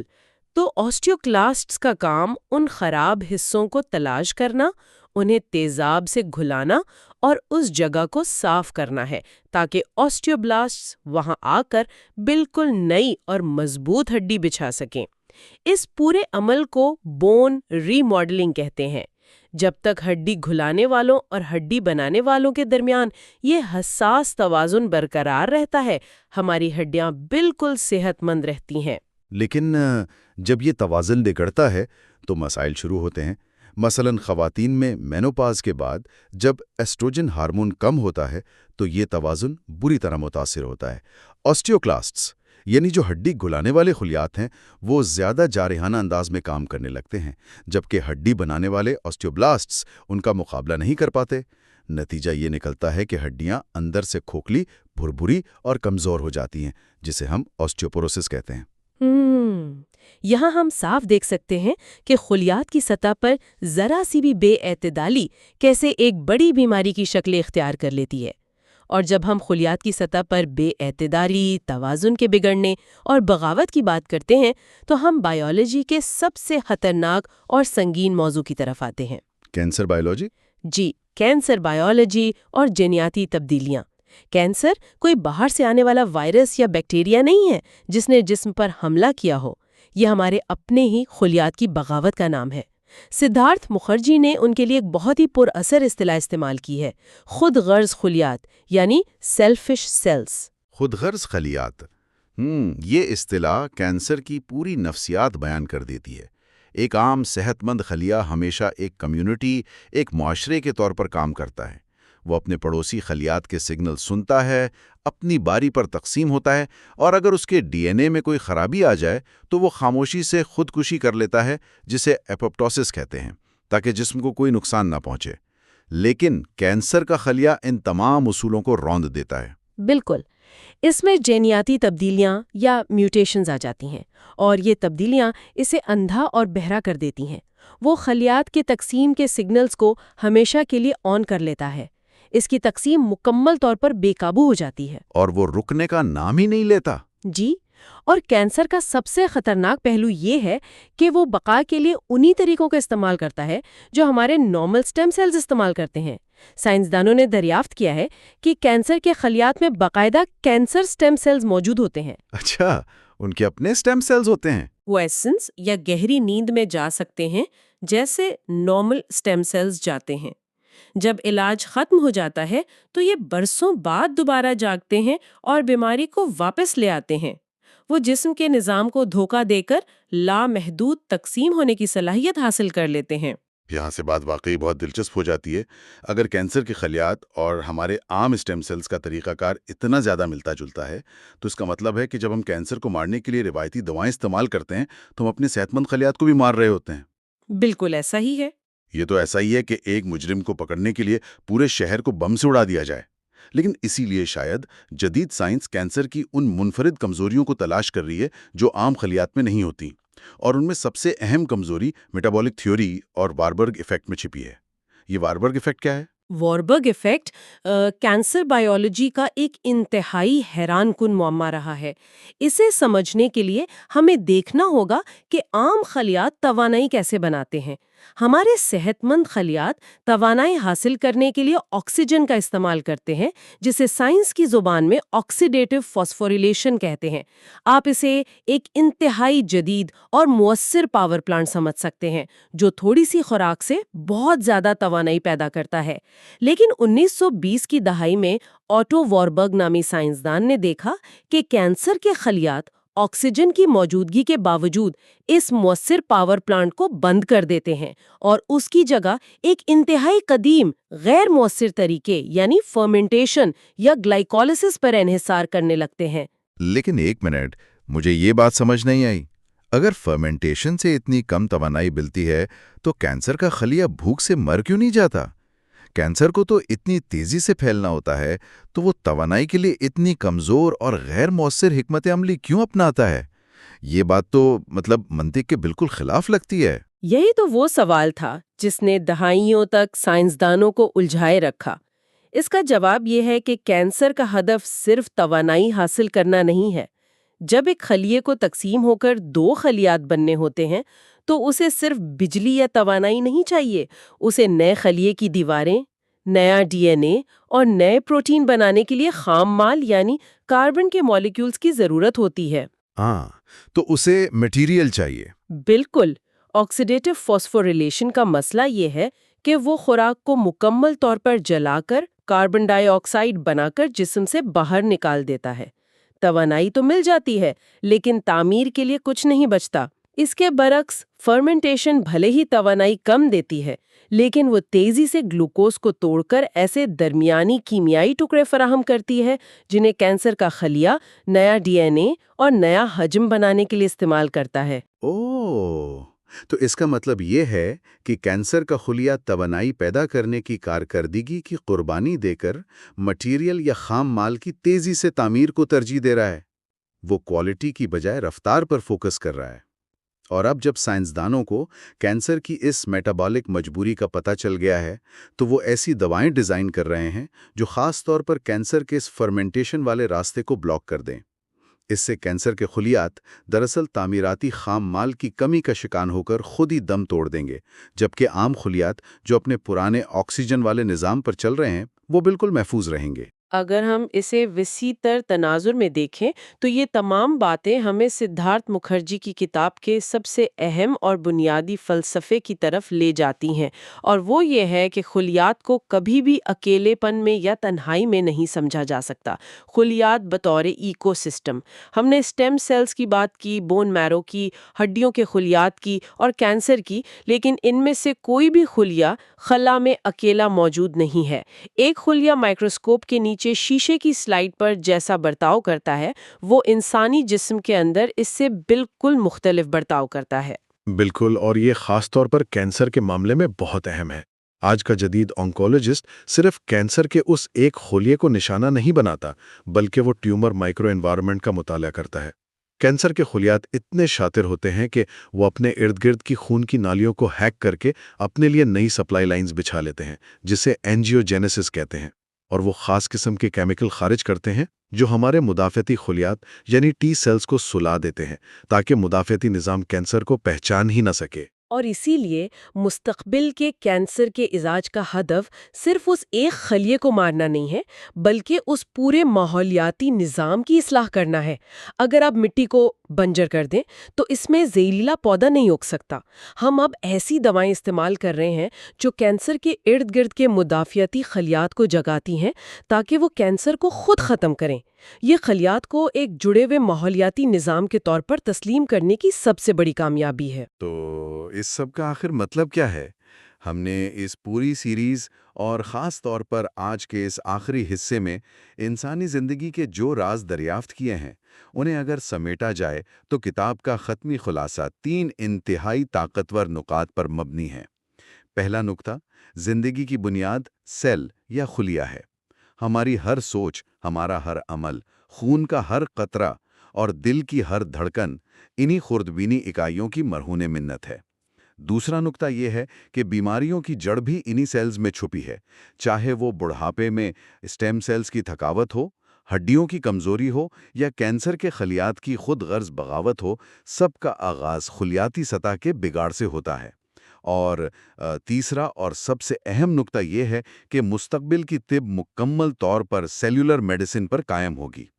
ہم خلیات کی زبان سمجھ چکے ہیں اور اب ہم انہیں دوائیوں سے نہیں بلکہ خلیات کو ہی خلیات کے ذریعے ٹھیک کرنے کی طرف بڑھ رہے ہیں۔ یہ حتمی خلاصہ بالکل درست اور جامع ہے، لیکن جہاں یہ کتاب ہمیں سائنسی جوابات دیتی ہے، وہیں یہ ہمیں ایک انتہائی گہرے اور فلسفیانہ موڑ پر لا کر کھڑا کر دیتی ہے۔